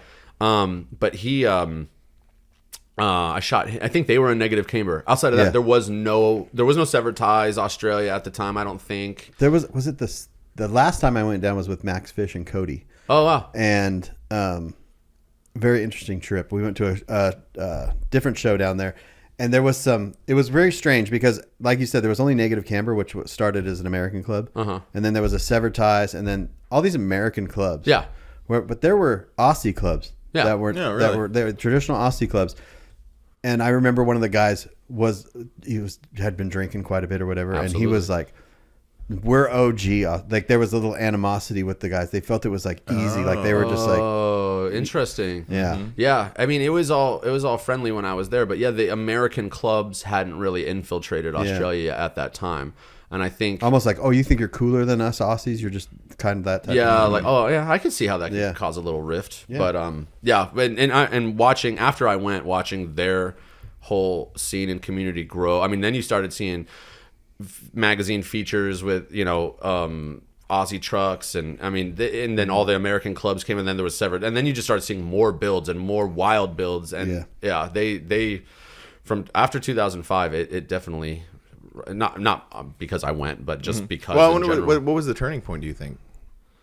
When he went, I'm not even joking. That like when you're from here and you're immersed in everything, it's not as special. But when someone comes like that in a video, that's Yeah, special. that could. Hey, you could be responsible. I don't know if No, I I give think myself Jamie that kind Starling and Lori were responsible. well, yeah. yeah. Well, obviously, you know what I mean. Like pushing the boundaries on stuff like that. Absolutely. I mean, yeah, but I mean, it just it seemed like they were many, many years behind us, and then it very quickly closed that gap. because just when caught I up. went, Yeah. the builds were out of control. Yeah, The motor compartments, the interiors, They got the crazy. paint. You're just like, well, like it's on almost like they had a Japan's- point to prove. yeah, they went on like Japan's level Yes. because their shit's like wild. Yeah, and they weren't just like cruising them. These guys were doing burnouts with these things. Oh, yeah. Like it's crazy. and the amount of money it costs to get the parts, it's crazy too. Well, the cool thing about Australia too is they don't have nothing there came with LS motors. right. They didn't have Chevy trucks like we Yeah. do to pull LSs from. Yeah, they don't They have have full size. Land Like- Cruisers. Well, and isn't like they had a lot of Ford motors too? Because like Well, they had Holdens, which Yeah, had Holdens, LSs in and stuff, but not. yeah. But those motors didn't get pulled out of those to put in a mini truck, like where we pulled stuff out of a full size Chevy, Yeah. 99 or what. Anyways, but they had Land Cruisers, so they had a lot of Okay. Toyota V8s in stuff Yeah, and turbochargers and all this Yeah. stuff. So that's cool. Good on Australia. They're awesome. yeah, I still I've never been. I want to go. It's definitely worth checking out. Did you ever go to Japan? I never went to Japan. No, I did not. I kind of stopped doing the videos and everything at a certain point, and then I don't know why I never went to Japan. Everyone else started going, and I was like, man, I want to go. No one invited you. No one invited me. I was like the odd one out, I guess. I don't know. I never fit in really that well. I was always kind of the oddball. Yeah, you were definitely not like the traditional mini trucker in that sense. Like, which kind of came through on the videos, and you were talking about the music and stuff. Yeah. Because I wanted to talk to you about like, because you I would, if I was to be so bold, like you created that whole aggressive like dragging video footage along with like the music, and I guess like for lack of a better term, like the screamo music kind of stuff. Like I kind of myself personally credit you with putting those two things together, because a lot of people try to copy it. And then, but a lot of people try to copy it and they didn't copy it very well. Like there was something about those videos that the music choice? Is the music choice matched the footage, the energy? Because music is such a big part of your life, right? Yeah, absolutely. Yeah. Yeah, I just put music on there that I listened to, and at that time, and Avenged Sevenfold and Atreyu and a lot of those bands were not big bands yet. Yeah. Like they were still like. They were like mini truckers. It's a niche market, and the guitarist of Atreyu was a mini trucker. Yeah, he had a truck built by Master Image Customs, right? Yeah, we featured it. It was on the cover of Grinder magazine. Yeah, Grinder, yeah. We were shooting the magazine, and the guy goes like, "Yeah, I'm in a band," and we're like, "Oh, cool." And my ex-girlfriend at the time was sitting in the truck over here, and my buddy Galen was shooting the truck, and I'm Galen. talking to and I'm talking to the guy, and he goes, "Yeah, we're gonna go play some stuff. We're gonna go on tour." And I was like, "Oh, you're like driving there?" He's like, "No, we have a bus." Yeah, and I'm not that big. What's the band called? He's like, Atreyu. I was like, I never heard of it. And I get back in the car after the shoot, and I asked I was like, you ever heard of Atreyu? She's like, yes. Yeah. You're like, well, that's the guy. He's in it. Yeah. What? I was like, oh, you always make fun of me about this stuff, and now this. Yeah, right. But yeah, I really that was the music I listened to. And I liked the old grungy skate videos and stuff. So I kind of filmed the mini truck videos sort of like that. Sorry, I don't mean to cut you off, but No, that's such a that you're not the first person to say that. Like we sat with Will, and we've talked to Will a bunch, and he had that same vision. When I started making videos, that I had that vision because I grew up skateboarding, watching like 411 videos, the Toy Machine videos and Shorty's videos. That was my vision too. So it's interesting how we all kind of had this vision, They're a launch pad for sure. And they've probably, and we're not the only ones that have probably been inspired or wanted to come on. And same with like CKY and all those videos. So a lot of people started doing prank videos and stuff like that because they saw the CKY videos. They were hysterical. But that's why I really like that kind of more aggressive in your face, like the fisheye lens right up and I would be like in the bed of a truck while it was dragging, hanging off the side. Yeah. I couldn't tell you how many $800 fisheye lens I pitted to shit with sparks and stuff flying. I really put my life in danger many, many times. I think we all have. Not even thinking about it. Yeah. I mean, you've seen some of the shots that I would get, and I'm like, wow, that was dumb, Oliver. Flying down the highway in Louisiana, 80 miles an hour. I watched trucks burn to the ground. We caught an entire freeway on fire at Blood Drag. Yeah. There was the whole side of the grass on the highway. The center. We were in a minivan filming drag stuff and turned around and came back and it was on fire and the fire department was there and that was also the same weekend that your dad wanted to beat me up. Remember that? Do you remember me telling you that? Wait, what? Well, my dad loved everyone. What did you do? He bothered me at that moment in time. No? And I made fun of you. You made fun of me? I was on the Mike Venegas Trend Train, low life video trend train. If you were friends with Mike, my dad probably didn't like you. Yeah. It was a something dumb got said and I was there and he went from his smiling face to this thing, and I was like, I'm going to get beat up right now. I would not want to pick a fight with my dad. No, he came at me. Really? Very aggressively. Yeah. And was I there? This is at the hotel, the Comfort Inn, right next to the freeway that we were all hanging out at. Yeah, you were, I don't know where you were. But yeah, and I was just this is that Blood Drag? Yes. When it was in Gainesville? Or No, at the airport. Yeah, in northern Florida. Yeah, I don't remember. And I was like, yeah, I had to I was like, whoa, man. Yeah, that's wild.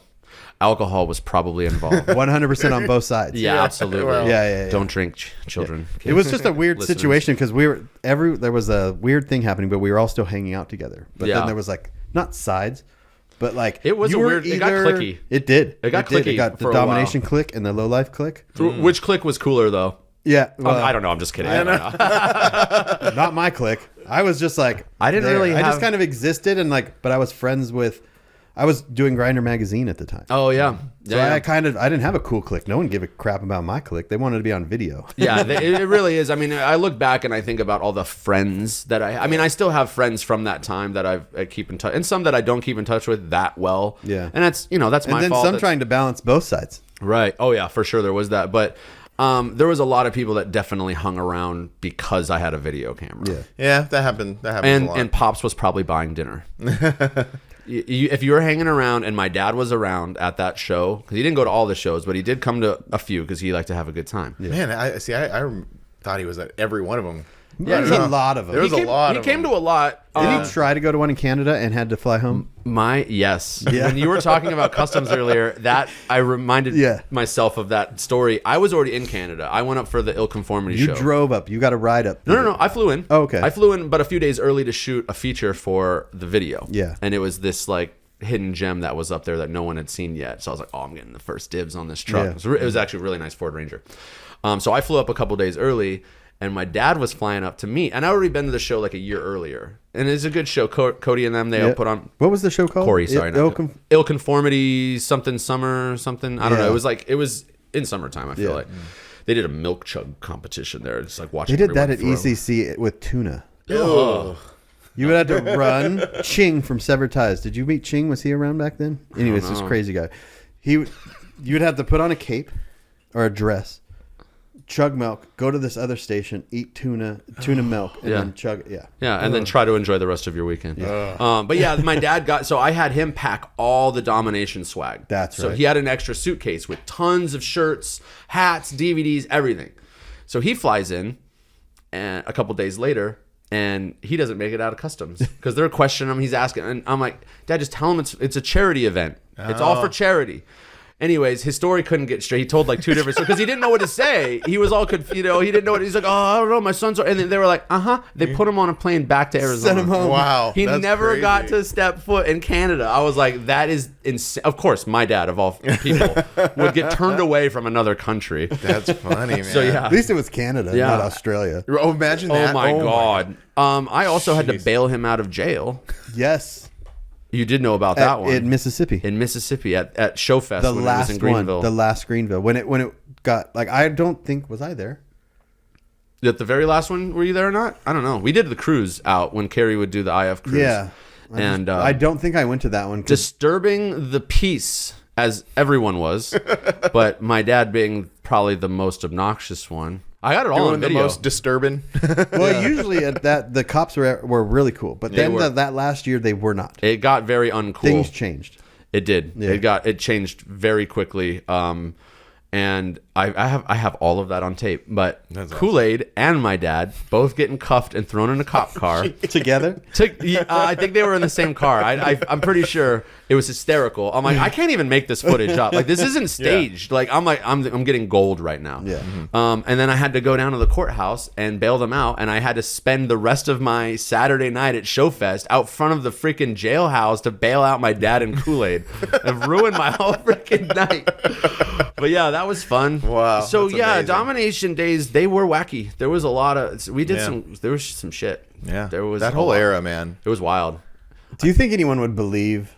Because every young person has crazy stories. Yeah, they have their own eras. Right. Absolutely. But I think We made a if you were a lot. mini trucker, you did more than the average. I have always thought that too. Like it was a little crazier to be in this. Because if you're world. okay, imagine that your average teenager, they have a group of friends this big. Mm-hmm. We had a group of friends. That spanned across coast to coast. Yeah, the whole country. Yeah, and we might not have known them personally, but they were friends. They were. It was a big group. Yeah.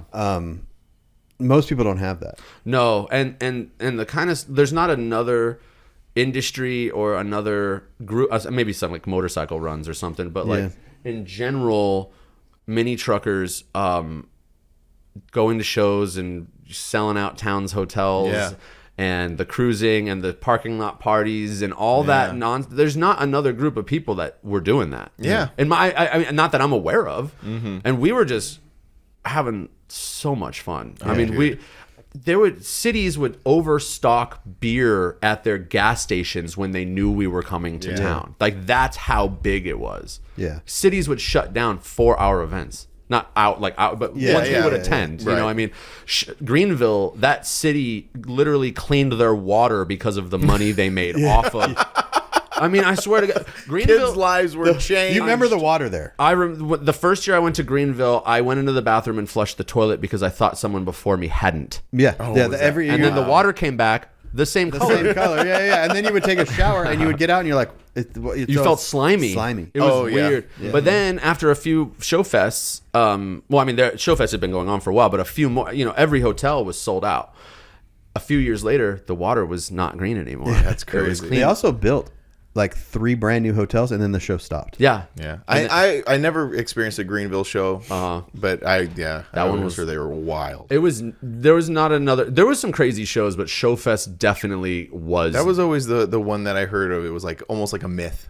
right. you know? Yeah. Drop Zone 2 was one. That show got crazy out of hand, and that was, I never think, a got- little bit of that was my fault. I never got to go to that one, but Greenville would be like the old river runs in a city. Mm-hmm. So Yeah. Parker Strip with all the people hanging out on the side and the cruising and all that stuff. Now take that and just put it on a state highway. Right. Yeah. Yeah. Yeah, in a town or whatever. Yeah, Yeah, yeah, a the small- cops being cool and everything. Oh, the cops would be like, drag it. Like, it was, I got a That's video tight. of a cop saying, but you had to stop. Like the cruising strip. Like I took my Tacoma one year, Yeah. and I remember I was in it. I don't forgot who was in the passenger seat, but everyone would turn around. I was like, why is everyone turning around right here? And I kept going. oops. Oh. Yeah. And it was the they got locals. you. It was the locals. Uh-huh, and then I had a bunch of kids that jumped in the bed of my truck. Oh, yeah. out of nowhere. Oh yeah. Oh, yeah. What the hell? That was their cruising strip, and they didn't come to our cruising strip, Yeah. and we didn't go to their cruising Yeah, strip. you turned but I around at did. that one light. I did.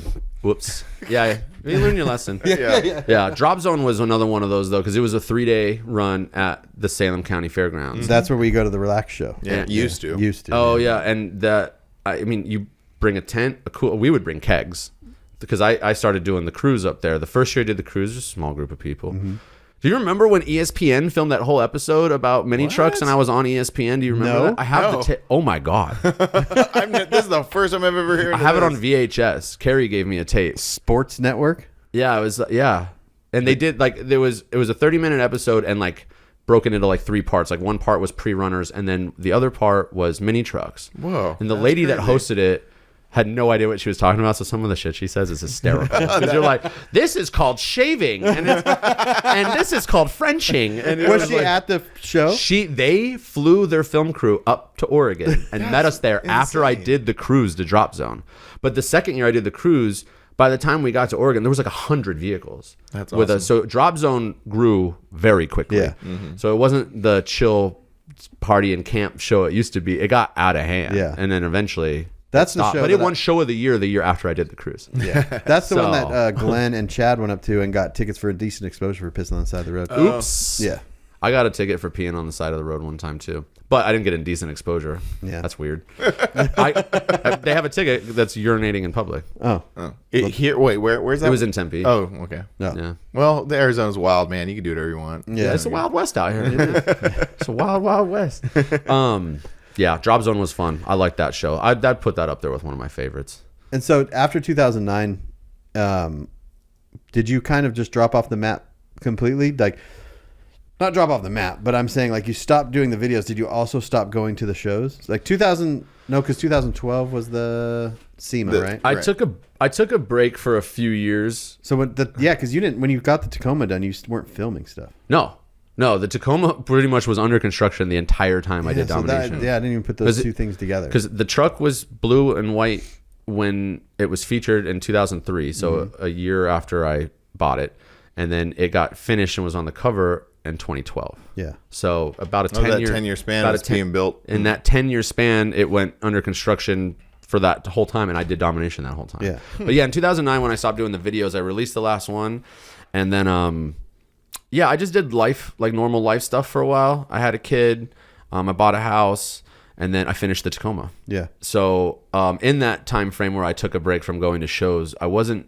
taking a break from everything. I got the Tacoma done, Yeah. which was something I needed to do. Because at one point I was like, this thing can go to the scrapyard. I'm done. I'm really? so done with that. You got to Oh that my point. God. When it was tan primer, I was over it. I was get it out. Is that why you sent it far away to get the paint done? I needed, yeah. Well, and You also needed some distance. also, Sprengel is a good painter. Yeah. And that truck won the House of Color Painter's Choice Award. So congrats to Sprengel on that. And they don't usually give it to mini trucks. Yeah. It's very rare. But yeah, once the truck was done and it went to SEMA, and here's a full circle story. The first mini truck show it went to out of Arizona when it was white and blue was Forbidden Fantasy. And the very first show it went to when it was gold after SEMA was Forbidden Fantasy. Yeah, I remember that. Yeah. And so it debuted at its first show, because I don't count SEMA as the debut. And it wasn't 100% finished. I mean, for the most part, but little minor things. But the first show it went to was Forbidden. And it went from 10 years earlier, it was a second place mild mini truck to a best of show. And that's in the garage. You saw it in there. Which was awesome. And I've never won a best. It just kind of give you a really good energy rush. You're like, damn, that's cool. So then that was when Forbidden was huge. Like that was like Paris days. Forbidden's huge. That was Lake Paris. It was really big. Yeah, it was huge. It was huge every year for that whole decade. Yeah. Because in 2002 or 03 when I went with it white, and that was a big ass show. Yeah. Those were the Wild West days of Forbidden. Yeah. That was like, it's cool now. You haven't been to the Avi at all. I haven't, no. And it's I was thinking of this year, but then I'm like, it's right before I'm going to do a really long drive to somewhere else. Yeah. Well, you could just drive up there and then just a little out of the way. Little John. A little John out of the way. Well, one year if you do come up, you'll enjoy yourself. It's definitely a different from the Paris Fair. Oh yeah. Yeah. Oh no, Way I'd love different to. experience. And I've been to a lot of shows that changed venues, and some get better, some get worse. You know, I mean, Showfest in Tunica was just the show was great, but the location is not. It's not Showfest anymore. No, it's hard. It's really hard when you keep the same name but change the location, especially an iconic location like that. Right. You're just like, it's hard to because that relocate show in and survive. Tunica was fun. It was good. At a casino, Sam's Town. Yep, everyone sat in it was very similar to Forbidden, but no grass, you know what I mean? But it was still fun. And I took the truck out to that show when it was gold in Tunica. And that's the one we drove Mike Alexander's Tacoma to. Oh yeah, I remember. And you The guys, black one? Yeah, Yeah. the black one. And I won the Ernie Macias Choice Award at that show. It's in the garage. So I have the Greg Miller from Scraping the Coast that year, and I have an Ernie Well, I'm Macias. definitely not giving you the Brian Good Choice Award at Forbidden Do Fantasy. not give me a Promoter's Choice Award, please. That got dark. I know it did get dark. Oh my god! Don't give me a Promoter's Choice Award. No. Absolutely do not. But yeah, and then it went to Cruise of the Pines and got all those skateboards. Cruise of the Pines is an awesome show too for anyone in California, Arizona, Nevada, Utah, wherever you are. Yeah. It's a fun show. That is the one you have kind of been to a few times because you were there just recently. I took the 53. Yeah. So they used to do it in the summertime, but then COVID or whatever, they changed it to October. So I took the Tacoma in October, but then they moved it back to their original the next May. year In in May, May. yeah. So I was like, well, I just took the Tacoma. It would be Yeah. kind of stupid to bring it again. And I just brought the 53 home from California, and I was like, just put some sunshine on that. And That's took cool. Yeah. So Dad would be proud to see the truck got to a show, and it won top 25 skateboard. So that was really awesome. cool. That's really cool. Yeah. That's a really cool truck too. Yeah, That's it's such a cool truck. it's really cool. I will eventually finish it too, and it'll probably take 10 years, like it did with the Yeah, Tacoma. because I know we did talk about that quite a bit. About you, like, where's the next step for it? Who are you going to take it to? What? Right. Because it needs some love. It needs this. Because it was done. Was it done and then sat like that for a long time in storage? Not really. I mean, it's been mostly like this for a good part of the last 10 years, and then Carrie's gone through a bunch of it and stuff. But yeah, I mean, it hasn't changed a lot. But I mean, I took it around the corner to the bar like last week. Oh, it runs and drives and Oh, stuff? yeah. Oh, okay. I thought It I doesn't didn't know run that. and drive very well, but Well, it runs I mean, and drives. yeah. It can spin around the block, but you can't run it for that long because there's a crack in the radiator. But it fires right up. Well, we'll do it when we're done. We'll go out there and huff some fumes. But yeah. That's No, awesome. it'll be fun to see it done, and I know that's exactly what my dad would like to see. But I don't have his kind of income. Actually, I kind of do now. I took over his company. Yeah. So when you, geez, this thing is just going. Oh Yeah. Do you have like somewhere you want to take that truck when it is done? Do you want to go on a road trip when it's done? Do Right. you want Like what to? show? Do you want to? It doesn't matter what show. Do you want to road trip it when it like get it in a trailer and drive it across country or something like that? I mean, it definitely needs to go in a trailer and off somewhere. But there's like all the shows like my dad and I used to go to together don't really exist. Oh, Yeah. that's true. Yeah. You know, so I mean, it's a wild truck, so it does fit into those type of shows. It definitely fits. I mean, it would be cool to take it to like Not like mini nats or anything, but no, not mini. But I would definitely take it to some mini truck shows. Yeah. because it's built kind of like a mini truck. It definitely is mini. Yeah. It definitely has those mini truck features. What'd be wild is to take it to Dino's and like let those guys check it out because they'd be like, I would definitely take it to Dino's. Yeah. I was actually going to take it this year, but just the way timing and everything and when the show was, it didn't work for me, unfortunately. But yeah, I wanted to take it under construction and just see what people thought about it. it's wild, dude. I want to park it next to another 50s model Chevy. That's the cool part about it is modded up like that. It's crazy modded up. Yeah. Like a lot of people don't even know how much is done to that thing, but every single panel is done. Yeah. Like it's sectioned. It's chopped. The hood has been. It's almost the same size, height as your Tacoma. It's just barely taller than the Tacoma. I'll tell you what, your garage opening when we rolled up here, and you opened your garage, I was like, "This is awesome. This is like a movie opening." Yeah. And then you, obviously, you're there. It did seem very dramatic. I agree. I was just like, wow. Yeah. And Even like the garage floor is sick, and you're just like, "Oh, yeah, man." the white doves flew out. Yeah. And it was Mall crazy. reporter, welcome to Cribs. No. Holy shit! There's people that listen to this that also don't know what that is. Oh, I know. They're like, huh? Cribs? What's MTV Cribs? What's MTV? Yeah. What is MTV? Yeah. Oh man, best Cribs episode, Alien Ant Farm. Really? No, You ever seen it? No. The best Cribs episode is Red Man. Redman. Wow. Okay. So- These are you guys again are two completely different people. Oh. Doja Cat. He's got Redman over here, Alien Ant Farm over here. I didn't say Taylor Swift because I'm a fan of her music. I just said that as a factual. Yeah, she's like the most famous person in the world right But now. you don't remember the Red Man episode of MTV Cribs? When he lived in probably- the apartment and it's all busted up. It looks like a freaking trap house. And he's What? like, "Oh, I'm Red Man. Welcome to Cribs." And he's like, Oh, I didn't see that You one. never seen that one? I don't Did you think I've see the seen that Alien one. Ant Farm one? No. Okay, so we're talking. We haven't seen both and then compared. So that one is the Alien Ant Farm one is very similar, and it happened in Marina Valley. That's why I say Okay, it's- so Oh, that's gotcha. it was the dude's same vibe. grandma's house. Okay. Oh, I do. that's I funny. do remember that one. Yeah. Yeah, I don't know. I don't know if I've seen either of those ones. You're like, I don't know what the hell you guys are talking about. It's I mean, our I've seen a podcast lot now, of. Oliver. I like, all right. So thanks for having me on, guys. Yeah. But yeah, no, the garage is dialed in now. I'm a big fan of. I go out there a lot. and just kind of, it's a good space. Sometimes it's weird to even think that that's my garage. Like I'll go out because now I put that big LTV on the wall out there, so I'm like, we'll be out there watching TV, and I'm just like, this can't be real, right? That's like right. these are my trucks. This is my garage. Like Yeah. I live here. This is wild. Yeah. It's also a very stark contrast to the inside of your house. And that is a very good segue. I'm going to need a drink for this. Hang on. All right. Actually, stark contrast though. You're not wrong. let's. No, you said you're taking a long drive in when? April. Are you going to Mini Nats? Yeah, to Mini Nats. Oh, you are? Yeah. This year? In April. When are you leaving? I don't know. We're going to Mini Nats. You driving too? Yeah. Okay. Well, we'll have to go together. All right. Sounds like a plan. I thought you were going to somewhere super secret. No. Are you no. keeping it secret? Not necessarily. Just show up? I mean, that would be kind of cool. Do you have a plan for where your truck's going? Like in a trailer? Like in a booth? No. Oh, you want to just park it by us? Sure. We're in the vendor area. It's a good spot. Is it a good spot? It is. But I still get to be like part of the show, and it's Yeah. not like separate. No, it's not separate. Okay. Well, you can make that decision when you get there, because there is like Phil Fowler and those guys that park in one area, Uh-huh. and the vendors are next to it, but it's still a good spot. Yeah. There's still dope trucks in there. Okay. Yeah. Because I'm not gonna say you're gonna say yes, and then you get there and you're like, I really want to park. Like it's Mini Nats, it's your time. It's not my fucking Right. time. I get you. No, it would be cool to see the truck parked amongst other vehicles. Is all. Oh yeah, You then, know. yeah. Then you make that decision when you get there. Okay. But I would if But you you want want to have a booth vehicle? No, right? I don't at all. Like it doesn't need. I don't need one. Okay. I'm just saying, like, if you're like want that in the like near the booth to have a spot to kind of a home base, Right. you know, because you're gonna be walking around the whole time talking to millions of people. It's gonna be Yeah, I'm gonna get tired of talking. yeah, Really? It's gonna be fun. Oh hell yeah, I'm excited. It's an amazing show. It's the 30th anniversary. I have to go.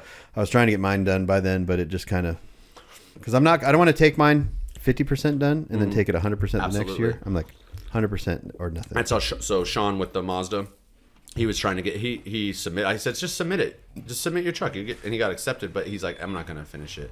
He's going to Mini Nats. That's what he was talking about. Oh, really? Oh, We can talk about that on this podcast. We can talk about it. All right, we're Are back. you taking the We're Tacoma? back. What's that? You're taking the Tacoma? If he imagine him not taking. I the know Tacoma. that's a dumb question. Sorry about that. Of course. We are the only ones that travel across the country and know. don't take our trucks. We're the. All right, we've got fluids. We got caffeine. Took a pee break. You got Which caffeine. I got a beer. We're all good now. The invoking feeling of having a full length mirror while you're peeing while looking at the female anatomy. It's just a urinary tract. I don't know if it's specifically. I mean, it is female anatomy. Yeah, it is. Well, I mean, That's in the bathroom. Yeah, it's the ovaries and everything. On the toilet, on the back of the toilet down here, there is like a mid-century urinary tract model, like display, like from like a doctor's office. Oh, I'm gonna go to the bathroom before we leave. Yeah. So, and I was like, that's perfect for the bathroom. Which I want to address the monkey with the gold chain in the room, if I could. Okay. You know how that was going to be my joke, my segue into talking about the interior house. You know how they say like address the elephant in the room. Yeah. I want to address just the baboon in the room. The baboon wearing the gold chain in the room. Yeah. The gold chain is actually funny. So we had 2 years ago, we had a celebration of life for my dad. And the theme of this celebration of life was dress like Dennis. Which he always had a Hawaiian shirt on and a gold chain. Yeah. So one of my dad's really close friends, Pete, wore that gold chain. He just bought like a cheap chain to wear and, with his chest hair out and his Hawaiian shirt. And so after the event, he was like, here, you can have it. When I brought it home, I just threw it on the bathroom. That's cool. And then like that guy's got a little hat. Oh yeah. A little Indiana Jones. Oh yeah. So how did you get into Oliver this get stuff here? Yeah.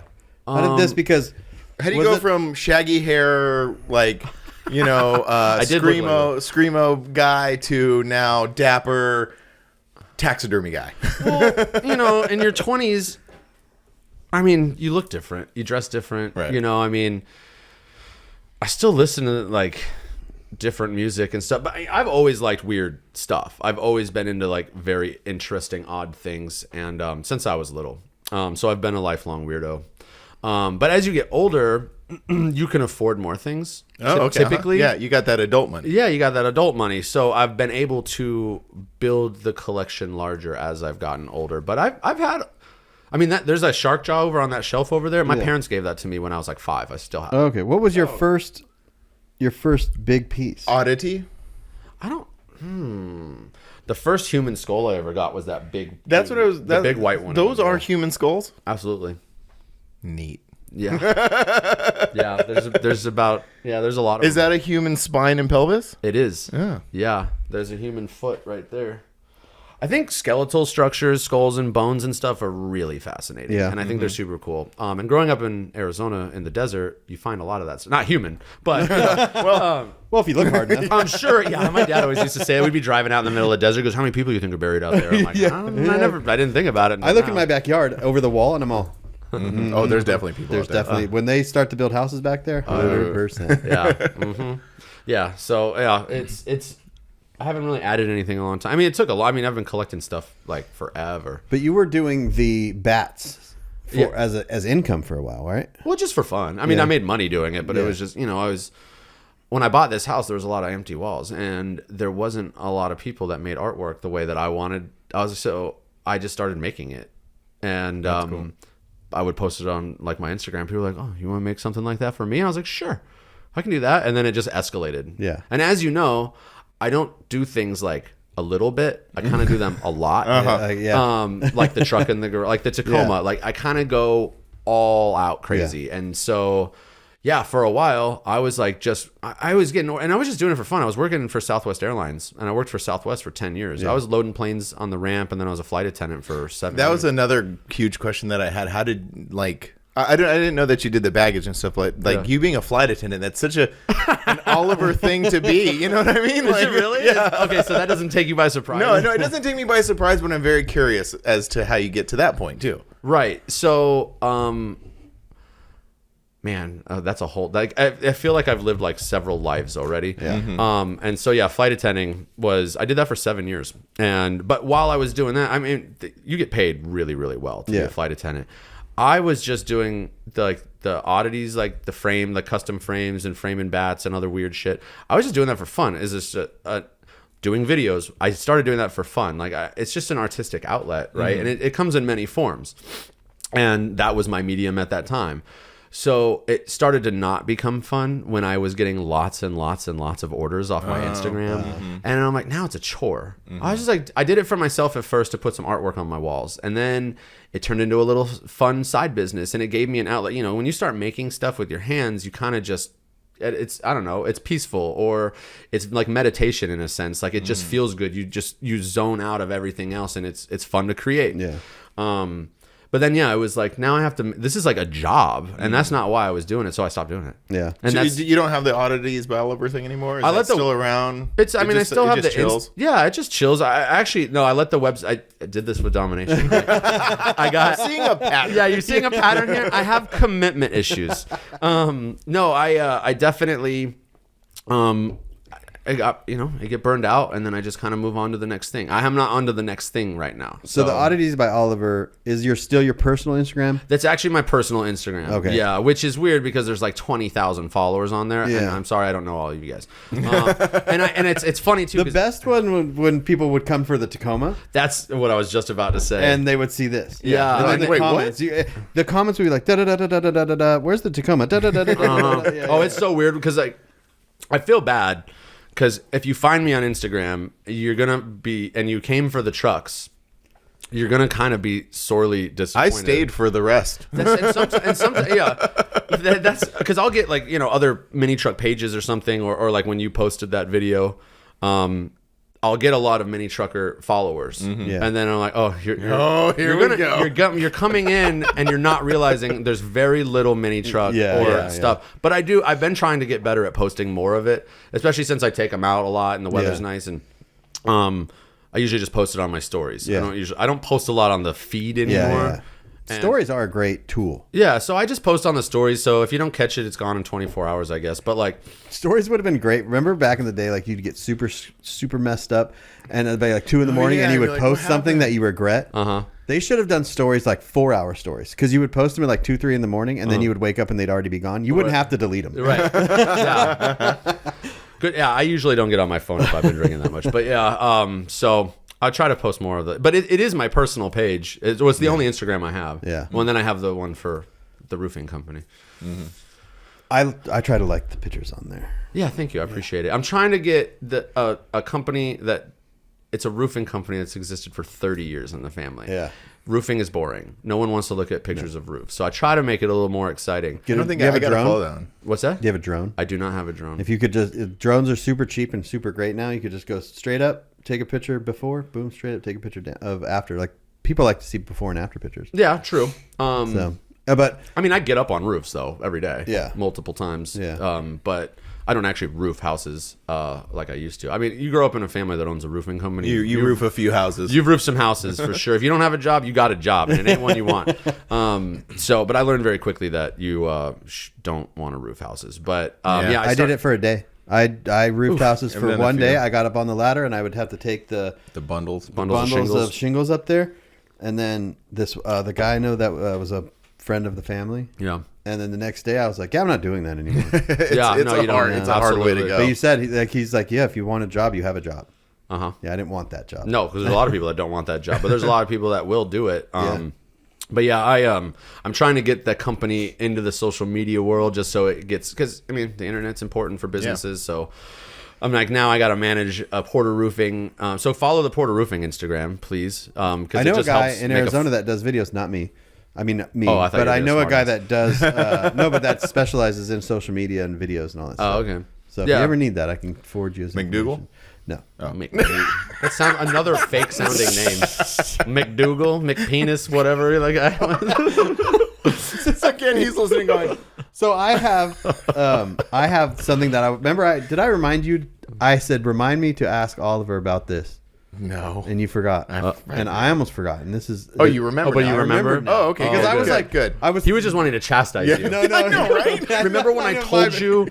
Oh, sorry, boss. Yeah, my bad. I do that a lot. I project my really terrible things onto Frank. Oh man, It's all right. is everything good at home? I'm just kidding. He's all no. No. No, I don't know. No, Wow. but the group that's you and Johnny and Bobby. I know where you're going. Was it called Team Awesome? Team Awesome. Okay. Is that still a thing? Are we allowed to talk about that now? Because before we weren't allowed to talk about it. The first rule of Team Awesome is you can't ask to be in Team Awesome. I remember that because you told me that. I remember driving up to Seattle, and you're like, "Yeah, we have this thing called Team Awesome." And I was like, "Oh, that's cool, whatever." And then I remember you said like, "I think I hit." You're like, "I hit John up to see if you could be in Team Awesome," and then I never heard back. I was never accepted into Team. I never asked to be in Team Awesome, but I don't know what happened, but I was like, oh, that'd be cool if I was in this little secret club, and then I never heard back. So obviously someone in Team Awesome said Brian cannot be in Team Awesome. Yeah, I was not allowed to be in Team Awesome. I'm not in a club, right? And like everyone always, you're in a truck club. I bet you it was John. I probably. So, and being a non-club member of any mini truck club, Bobby, Nat Amato, me, Johnny O, Matt Baker. Yeah. Decided to come on, and they're all, well, not Johnny O, but everyone else is in like truck clubs, like Matt's in Severed, and Bobby and Nat are both in RA and stuff, but not me, How come you never had any like want to be in a club, or? I accidentally joined Severed Ties once. So did someone else we know. Yeah. Oh yeah, we just that story that I told you to listen to the Panda's podcast. Involves this. Yeah. Kind of. But anyway, sorry. So Team Awesome was just a group that we made up, like, just to sound elitist, but it's just a joke. I mean, it's just a joke. Yeah.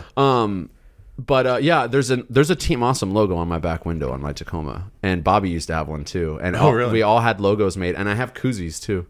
And all of our Team Awesome logos that I had like made.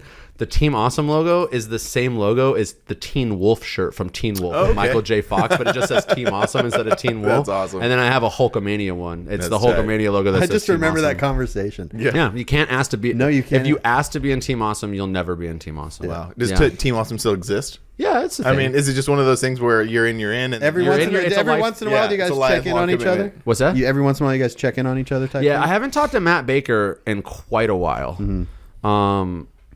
Nat and I haven't talked on the phone. We used to talk on the phone all the time. I talk to Bobby all the time. Yeah, but same. I don't talk to Bobby all the time, but we will have a very quick spurt of conversation. Yeah. And every once in a while. Yeah. Bobby and I are really good friends. And then Matt Baker I haven't talked to in a while. Johnny O, I just talked to him the other night for a while. Just wanted to go out to California and see him and hang out and stuff. He's on the domestic life. Yeah, he's on the short list of podcast guests for California. Mm-hmm. Bobby is on the list that I want. I just don't know when I'm going to get to Maryland. Maryland is far.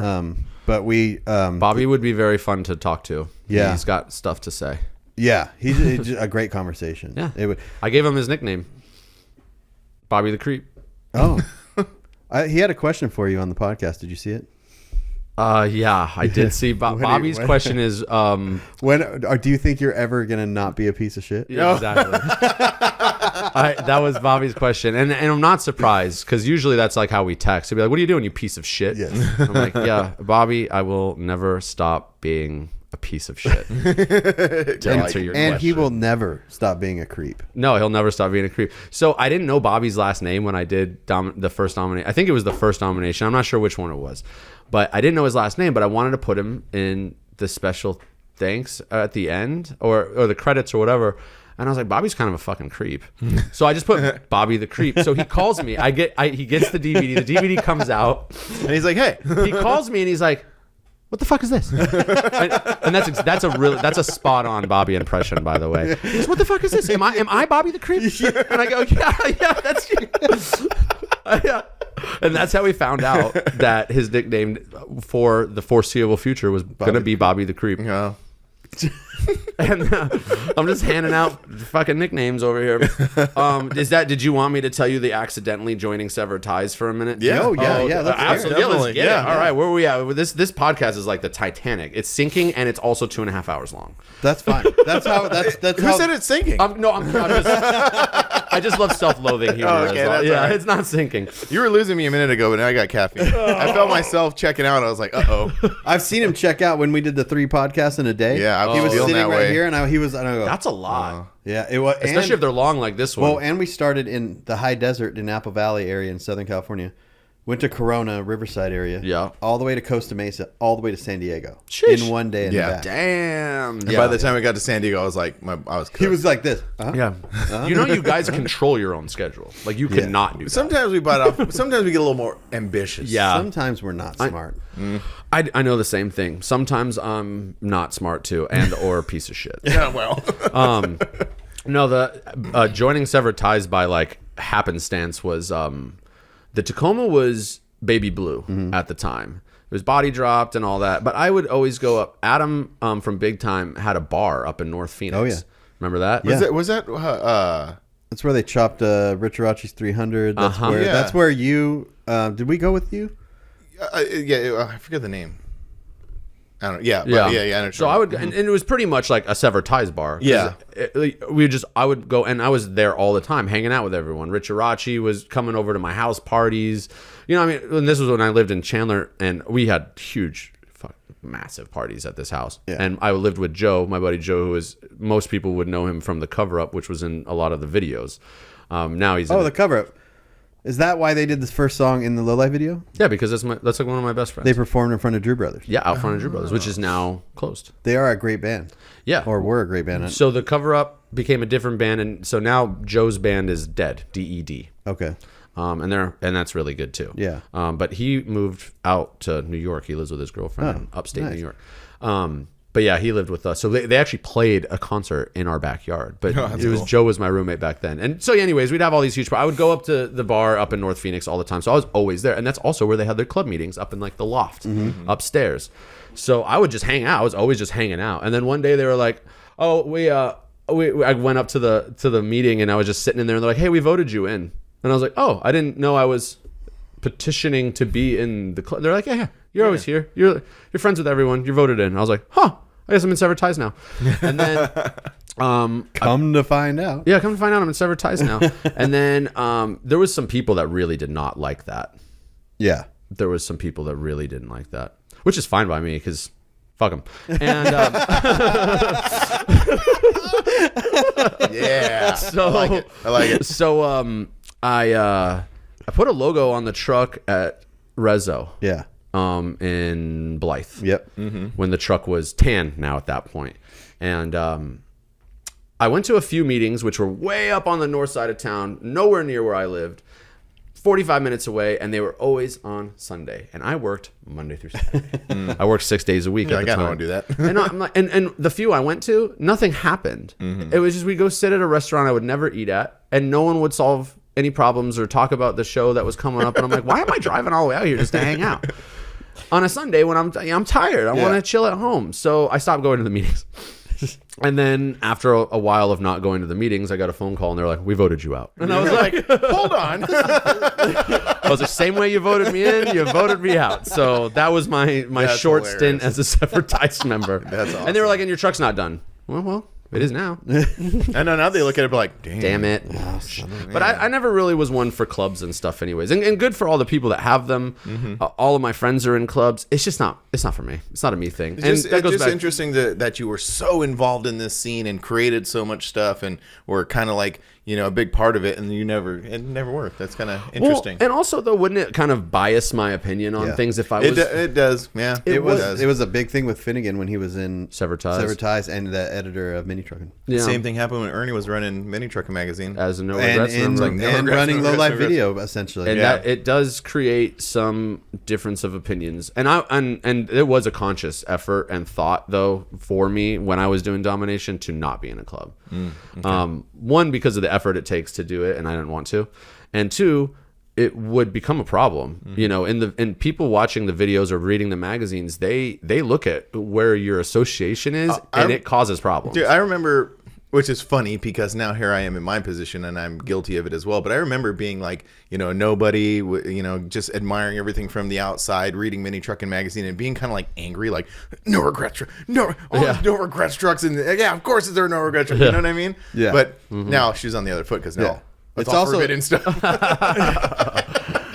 I would do also the a same piece of thing, shit. but I, Just build better vehicles. You know, I mean, it's that's 100% that, because you would look at that and get mad, but it's not like you had this showstopper behind I you. know, like, right. Yeah, I know. I'm they're just not- some asshole in the desert with a Mazda. You know, right. Like, No, it's true, but usually it's people get angry, not because they deserve it more. It's just that they're tired of seeing it. But yeah, it's just build nicer trucks. Yeah. Get better friends. Yeah. Get in a better club. Get in a better club, and a better club would probably be due to the fact they have nicer vehicles. I don't know. I mean, there's some clubs out there that don't care, and everything's under construction all the time. It's hard to once something is under construction, it's hard to finish. No, for sure. And I learned that lesson. Clubs are fascinating to me. Obviously, I've been in one and the president of one since 1995. But just to watch how certain clubs have grown and grown up. I mean, by becoming older people, right? Well, yeah, it's and then some still try to do what you did back then. Like, why don't you come to the meeting? It's like. You're like, because I'm an adult now and I don't want to go to the meeting. You know what I mean? Like, it's at the end of the day, it's a club. Yeah, it's a group of friends that all decided to put the same sticker on the back of their truck. It seems, I'm going to offend everyone right now. It seems a little childish, like. Hey man, you're not wrong. I mean, so it's like, no, I don't. I go in and I hang out with my friends. Like that was Team Awesome was why it was a joke. Like it's not real. Yeah, it's silly. None of this is real. Yeah. So I mean, be in a club, don't be in a club. I don't care. It's whatever. But I'm not doing it because I don't feel like it, and I don't need a group of other adults to hang out with and have. We all have similar interests already. I don't need a sticker. Yeah. You know? It's definitely one of those things that I think is some people like and some people don't, and the people that don't, that's okay. Yeah, absolutely. And the people that do, that's also okay. 100%. Don't say like if you're an independent. I know people will fill out their thing. I'm like, what club are you in? They're like, I'm an independent, and I'm like, you don't need to say that. You could just say I'm not in a club. Yeah. I'm like, that's cool too. Well, that's why I started Team Awesome, so I could put something. So you could put Team Awesome. So yeah, I would put Team Awesome on TA. it. Yeah. And it's funny because TA. I just got that. All right. Yeah, well. Booby jokes. No, because I exist in a space where I'm like the complete opposite, where I love being in a club. Right. And I love my club, and I've always knew I was going to be in a club. So it's just different personalities. Different people exist in different ways. Also different clubs. I feel our club is very easygoing. Yeah. Where it wasn't a long time ago when I was younger. But as you get older, everything changes, with kids and time and all this stuff. So it's a lot more responsibilities. Yeah, so if I go to a show and there's one member there, it's fine. If I go to a show and there's 10 members there, it's great. Everything's fine. Yeah. It doesn't matter. Yeah. It's nice to have a club because it is a group that you can Yeah, and traveling too, like how you were talking about traveling before and you had all these friends. Yeah. You did that because you were in this club. Yeah. I had a lot of members of Domination the Video for sure. Yeah. And so, that made it very convenient. Domination the Video was like a club, really. 'Cause people had stickers and logos. And It's a bit childish. It's a bit childish. When I watch the videos, I do see that, actually. I did walk around tasing people for a while. Oh, man. And I recorded it. That was also Blood Drag, I think. No, that was when the cops tased us, when John O'Neill. Yeah, that's the whole thing. Yeah, no, I did it across several shows. Just walk around like third person and video and just zap people, sneak up behind them. It was so much fun. Did you get any of your ideas from CKY?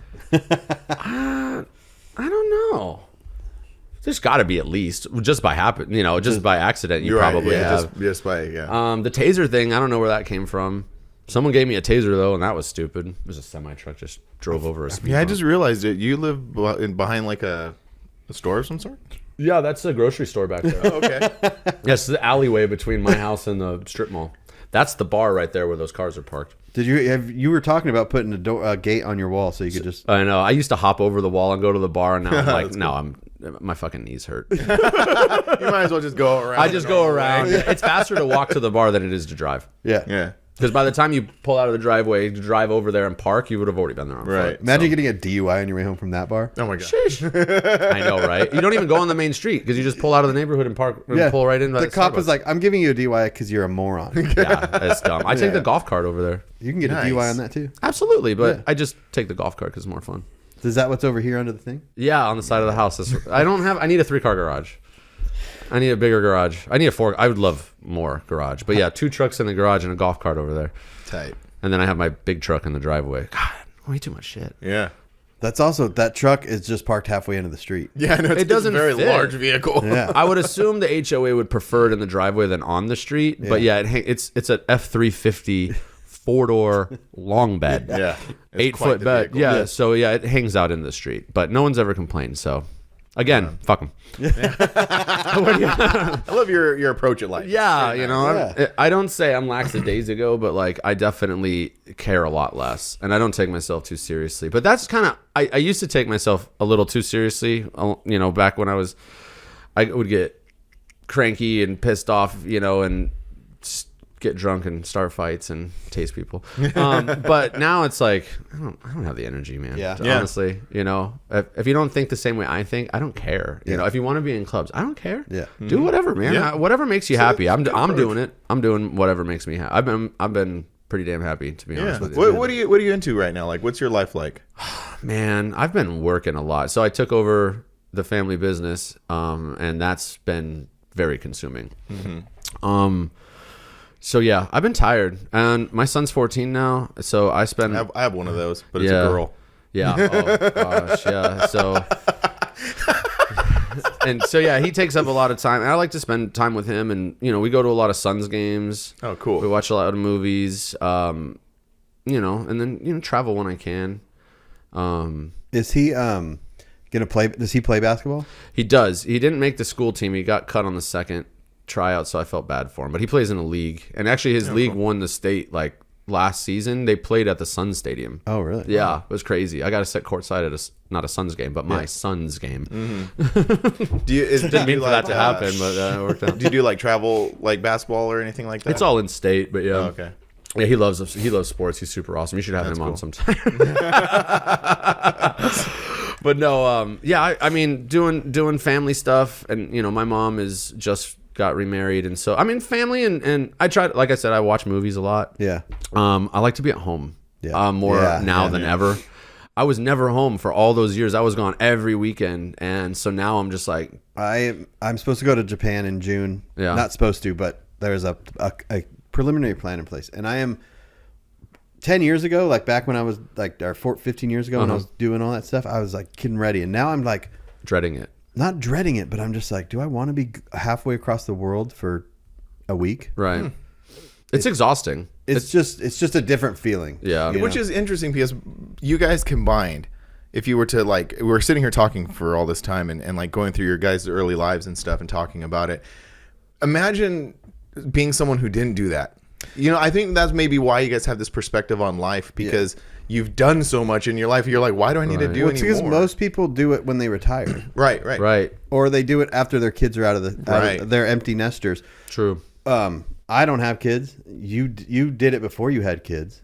You Yeah. had kids at a normal age.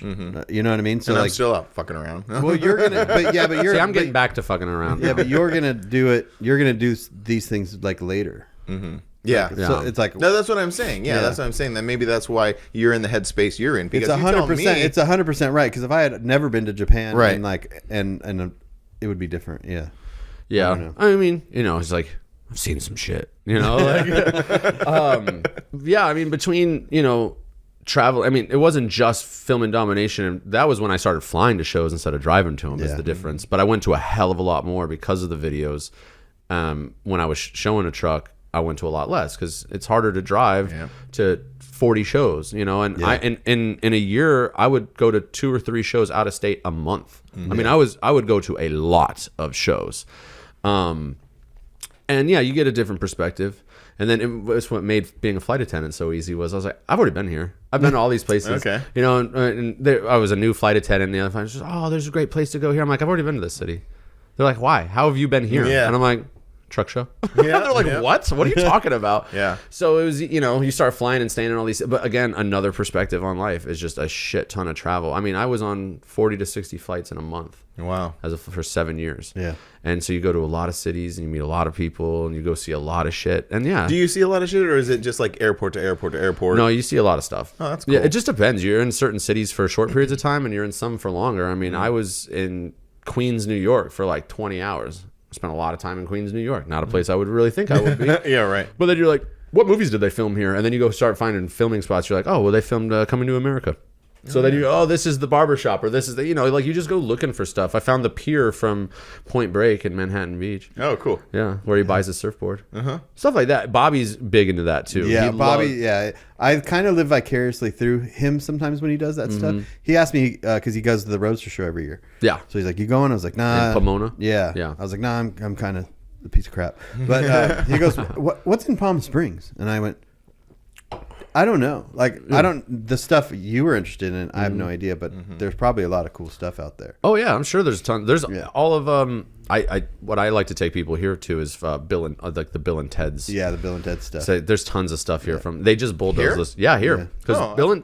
Bill and Ted's takes place in San Dimas, California. Yeah. San Dimas, California is actually like Scottsdale really? and Tempe. Yeah, Oh, yeah, they no filmed way. at the mall that where Severed in the Southwest. Metro Center the Mall. Metro Yeah. Center, and then they just bulldozed the Circle K, The right? Circle K was on Southern and Mill, and they just bulldozed it. Unfortunately, the Metro Center Mall is where they lose Napoleon. Really? But where they find him is at Sunsplash in Mesa, which is Yeah. funny because those are nowhere near each other. Wait. So you're trying to tell me that wasn't even Raging Waters in San Dimas? That No, that was liars. yeah. Oh, and San Dimas High School. That's Coronado High School in Scottsdale. Oh my gosh, my whole life is a lie. Yeah, they I do used- film a few things in California, but all of that movie was here. Oh my gosh. Yeah, isn't that wild?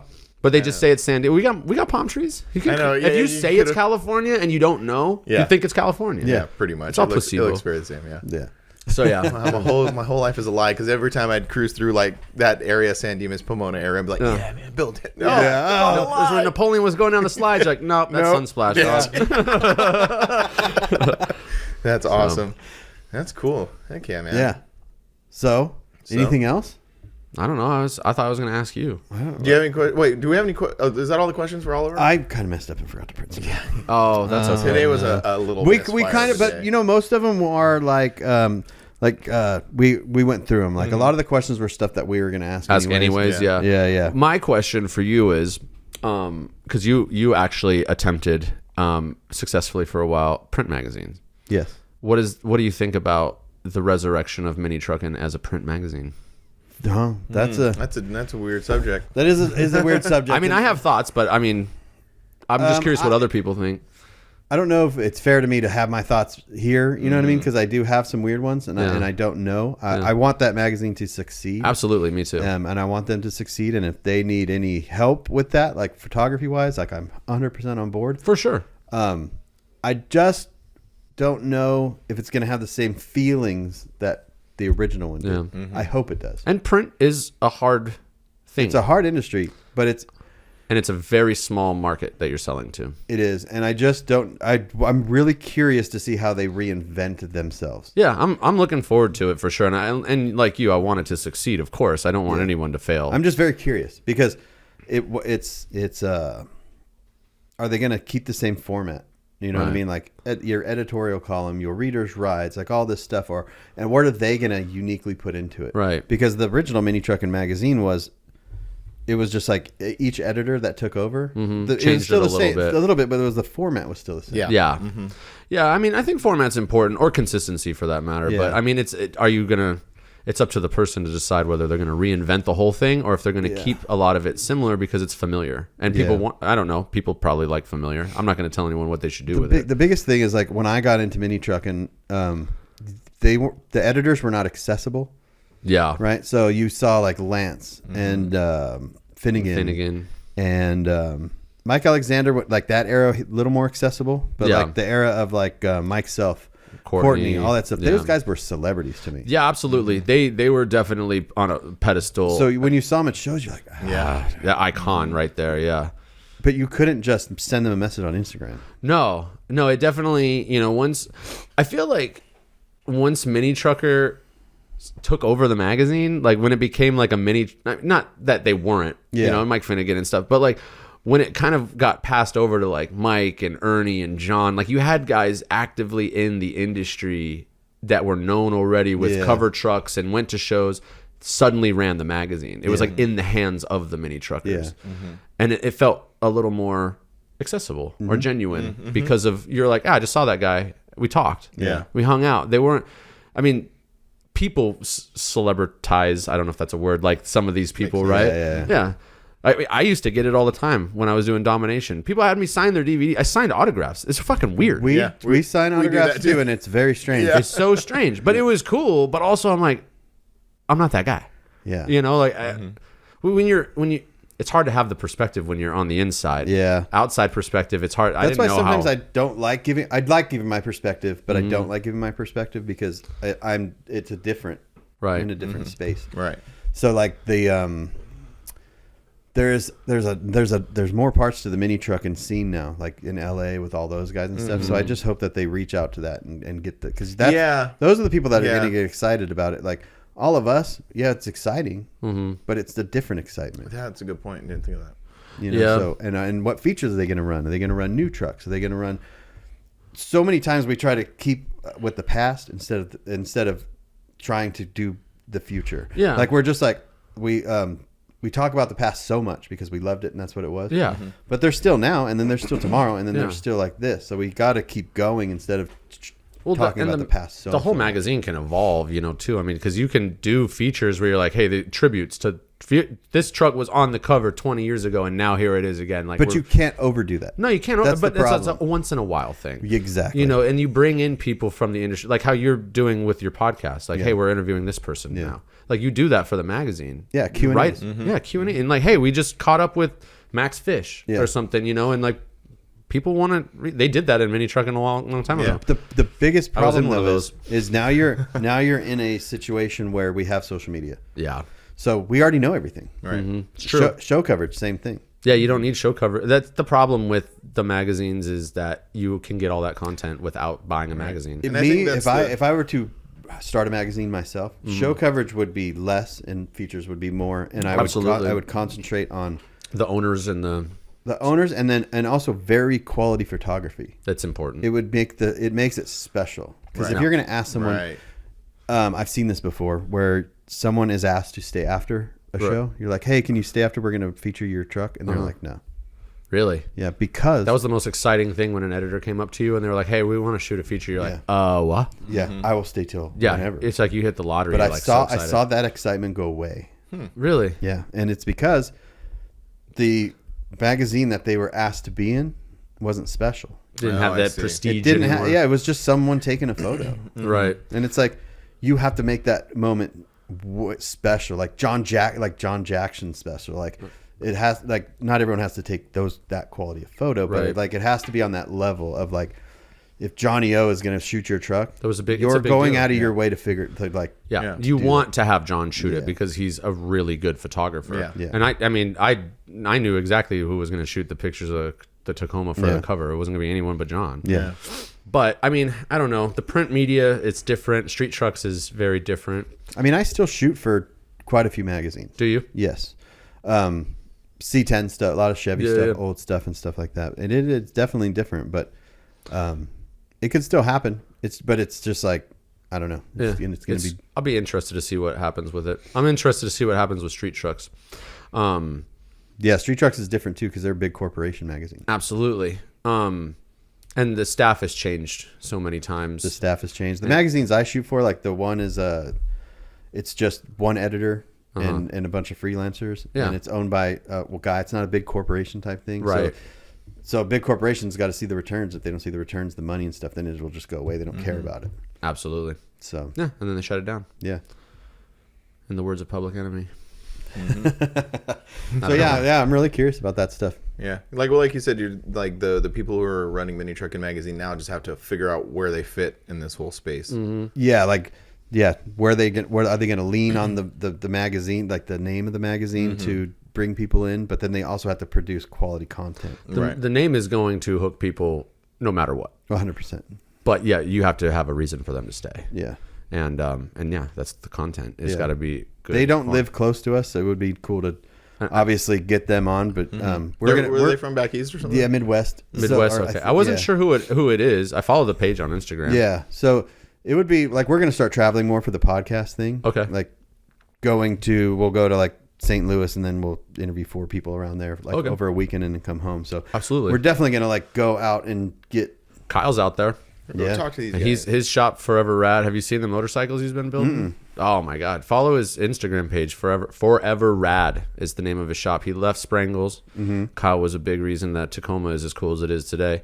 He's building. He had like 3 Indian bikes at Sturgis last year. Really? Yeah, he's doing some cool stuff, and he's got one of the most impressive skateboard deck collections I've ever seen. Really? Oh yeah, his Instagram is really cool. I follow his page on there. I'll have to compare it to our friend Carl's skateboard collection. Okay, yeah, Because Carl's, when you walk in his house and it's his entire wall. that's how Kyle's shop is. It's nuts, and a lot of his like design styles and everything are very like 90s, like retro-y. So they've got like a really cool vibe, and I appreciate that about him.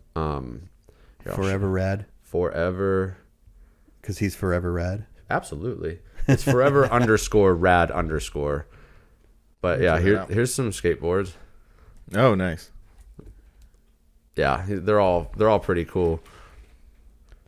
I guess that's just those 2. Yeah. But yeah, anyways. Yeah. Anyway, I'm trying giving not a to little get- shout I out bought there, a couple I of guess. skateboards, and I'm trying not to get to that point. Yeah. It is a very expensive collection. Are those like skateboards that people have painted, or they're like old boards? I think they've all been painted. I think there's boards that people have been Because painted. like I would like to start collecting skateboards that I like rode as a kid, or like that's what I've been doing, certain yeah. pro boards that Yeah. were really popular. That'd be cool. Yeah, Yeah. that would be cool. I have a few skateboards upstairs in my hallway. The that are reissues hanging. aren't very expensive. You can get them $80, $90. But the problem is you get one, and and then you're like, oh, another you one. have to get it a friend. And then you're like, oh, they just came out. Gotta get it a friend. And then if they get tired of each other, you got to have another one. Yeah. Yeah. I know. Yeah, I am clearly a somewhat of excess. I'm not a minimalist at all. And could have fooled me, huh? Yeah, and the people don't even see the rest of this. Yeah, Like, I know. This Well, is just I one. took some we'll throw some videos in here. I took some a little bit. Yeah, It's so impressive. you It's should so see the interesting. staircase. I have a giraffe skull upstairs. What? Yeah, it's in my bedroom. Can we see that before we leave? Yeah, Okay, cool. I would like to see that. yeah. People are like, "What the hell is that?" I'm like, it's a dragon. It looks like a dragon. Yeah. He's like, you should see the basement. I wish I That's had the a thing basement. about like skulls and skeletons and stuff is like if you looked at this one time someone posted like this crazy looking snake and it looks so crazy as a skeleton. But then you want to see if this thing looks like normal when it's like alive, and then it's like this plain looking snake. I'm like, that's lame. Yeah. It looks way better dead. Yeah, snake skeletons are crazy because it's just vertebrae and ribs. Yeah. That's all it is. Yeah. They don't got anything else. But yeah, and it's too. Sometimes you're like, what the hell is that animal even? And you can't tell based off the skull. And I'm like, I'll tell you what it is, and they're like, oh, Well, and like I've also heard that that's sort of how we end up with like what we perceive as dinosaurs and stuff, because like you really don't know what they look like with all their shit on them. no, no, it's way different. Like one of those is a black bear, and you're like, that's a bear. They're so small. I'm like, well, yeah, because they're covered in fat and fur and Right, shit. Why does this one have horns? Is that like someone made that, or does it actually have horns like that? Yeah, it's like a little deer. Oh, okay. But I don't remember what kind of a dick. I think that's also a real thing. Oh, dear. Look it up. That's a real thing. D-I-K. It's a dick. That's a dick. Looks That's like a dick. Satan. Yeah, whoever found the first dick and named it was clearly an asshole. Look at this stupid deer. His name's Dick now. Stupid ass deer. Stupid deer. I wish I was in that world of like naming like animals. You can still do that. Yeah. I know, but it's everything. You gotta find something that's new first. Everything's got a name. No, you could just rename stuff that's Yeah, no already stopping you from exists. renaming. Oh, I do that all the time. Like bats or sky puppies. Sky puppies. Well, wouldn't they be more sky rats? No, Yeah. no. I'm no way. terrified of bats. Oh, they're. We had one harmless. living in our porch for a little while. Did you get a rabies shot? That's what I'm terrified Bats of. are adorable. No, they're not going to give you rabies. Every time, like, They don't bite people. They eat bugs. Do you go on Reddit at all? A lot? No, Yeah, but I anyway. mean, I know it exists. Yeah. Anyway, anytime someone posts something about a bat, they're like, "Did you get a rabies shot? Oh my You need God. rabies shots." And so now I'm terrified. They're I'm like, harmless. "What? Do I have rabies?" No. They're actually a little cute. They're actually adorable. Yeah. They are. They're really I can see adorable. that. I can see that. They're harmless. And like the only bats that drink actual blood are the vampire bats, and they don't even. It's not like human blood. They like bite cows and shit. Yeah, I'm not worried. I'm not too worried about that. I'm just worried about getting rabies. Yeah. Because I mean, rabies is terrifying? Yeah, dude, it to kills strap you to a gum tree. a what? No, dude, you die. Yeah, you never If heard of that? No. Yes. Yeah, look up rabies. They used to strap people to a gum tree. Oh, this is like an old timey thing. Yeah, like it old- sounded old old-timey Yeller when you type said thing. that. And you refer to it as a gum tree. What the fuck's a gum tree? I don't even know if that's a true story. Yeah, George Washington. I don't chopped even it down. On that note, Yeah. All right, cool. Well, thank you for joining us. Thank you for inviting us into your home. Absolutely. Sitting down with us. It was great. Oh, Yes. yeah. What Yeah. a great cap to the weekend of this whole podcast weekend. It was awesome. And I wish we hung out more. Yeah. I always say that. I always be like, Well, are you a East Side or a This West is Side? East Where am Side. I? They would refer to this as the east side, but I feel like this is south. Okay. yeah, Because because if if you're you a West if you Sider, leave you're an here, East Sider. I'm a way West Sider. But I've said we that hung the out more when he lived in California. Yeah. He I moved to Arizona, and I see him less. Isn't that crazy though? It's just me being lazy. Well, me too. Yeah. I don't feel like driving to the west I'll side. call you to fix my roof. Well, yeah, if you need it. I don't need it now. Well, eventually. Maybe. But yeah, it was so crazy running into Brian. I was going into Party City right here, like a mile from my house, and he's walking in at the same time. I'm like, first of all, Hold on. why the fuck are you on my side of town? West Siders stay on the west side. Yeah. West Sider. Yeah, no, but it was just so random. I was Walking in with Scott Nelson, who we Yeah. just had on the podcast. Yeah, we Yeah, were just sitting. that's chatting also with him. Randy, and I was with my son. We were like, I think we were just going to buy like a birthday card. Yeah. And yeah, I was like, Brian's walking in front of me, and he can't see me because I'm behind him, and I'm just like, like, And Scott turned around first and was like, He's like, what the yeah, hell? they both. Yeah, he turned around. He's like, "What is going on?" And I'm like pretending to, and then Brian looks, and I'm like, That's awesome. That's so amazing. "Yeah, that was really random." Yeah. And I don't go to Party City. There's never a reason me for me to neither. go in there, so it was so random. we were that I going in there went. for Santa hats. Oh yeah, you were getting Santa costumes. Yeah. So you interviewed that guy that was with you today. Today. Before you came here. Yeah. How was his house? Well, his shop shop. is cool. Oh, the shop is cool. Yeah. I'm So- sure his house is not like this. I don't know anyone that has a house like mine. And I've if they seen. do, it might not be as cool. Yeah. You also got have a large ceiling fan. Oh, that is a big ceiling fan. Yeah, it's huge. It moves a lot of air. I never even turn it up that much, but it's super cool and I love it. It looks like an airplane propeller. It does. Yeah. Yeah. I'd say you probably haven't done any interviews like this in a house that appears as Not mine. with anyone named Oliver. Nope. Now, there's like 2 other Olivers in the state that have houses like this. Yeah. And you're all part of the Team Awesome group. Yeah, one of them actually asked to be in Team Awesome, so he's not. Oh, yeah. Oh, yeah. No, you don't ask me in Can't, Team Awesome. They can't ask. Can't do that. Can't ask. That's the one and only rule. Well, cool. Well, thanks, All right. man. Hey, Appreciate it. Thanks for having me. Thank you guys for checking it out. Oliver doesn't really have anything to. No. Oh no, your roofing company, Porter Roofing. If you live in Arizona, you need some roof work. Yeah, I can't do out of state, but yeah, Porter Roofing. Porter Inc. Roofing in Arizona. INC. That's the one. Oh, and that just shut And off. that just shut off. Crazy. That's weird timing. Yeah, that's perfect. That is perfect. So if you're Battery listening died? to Yeah, this, if you're listening, the the camera just shut off. All right, and bye. bye. See you next week. Later.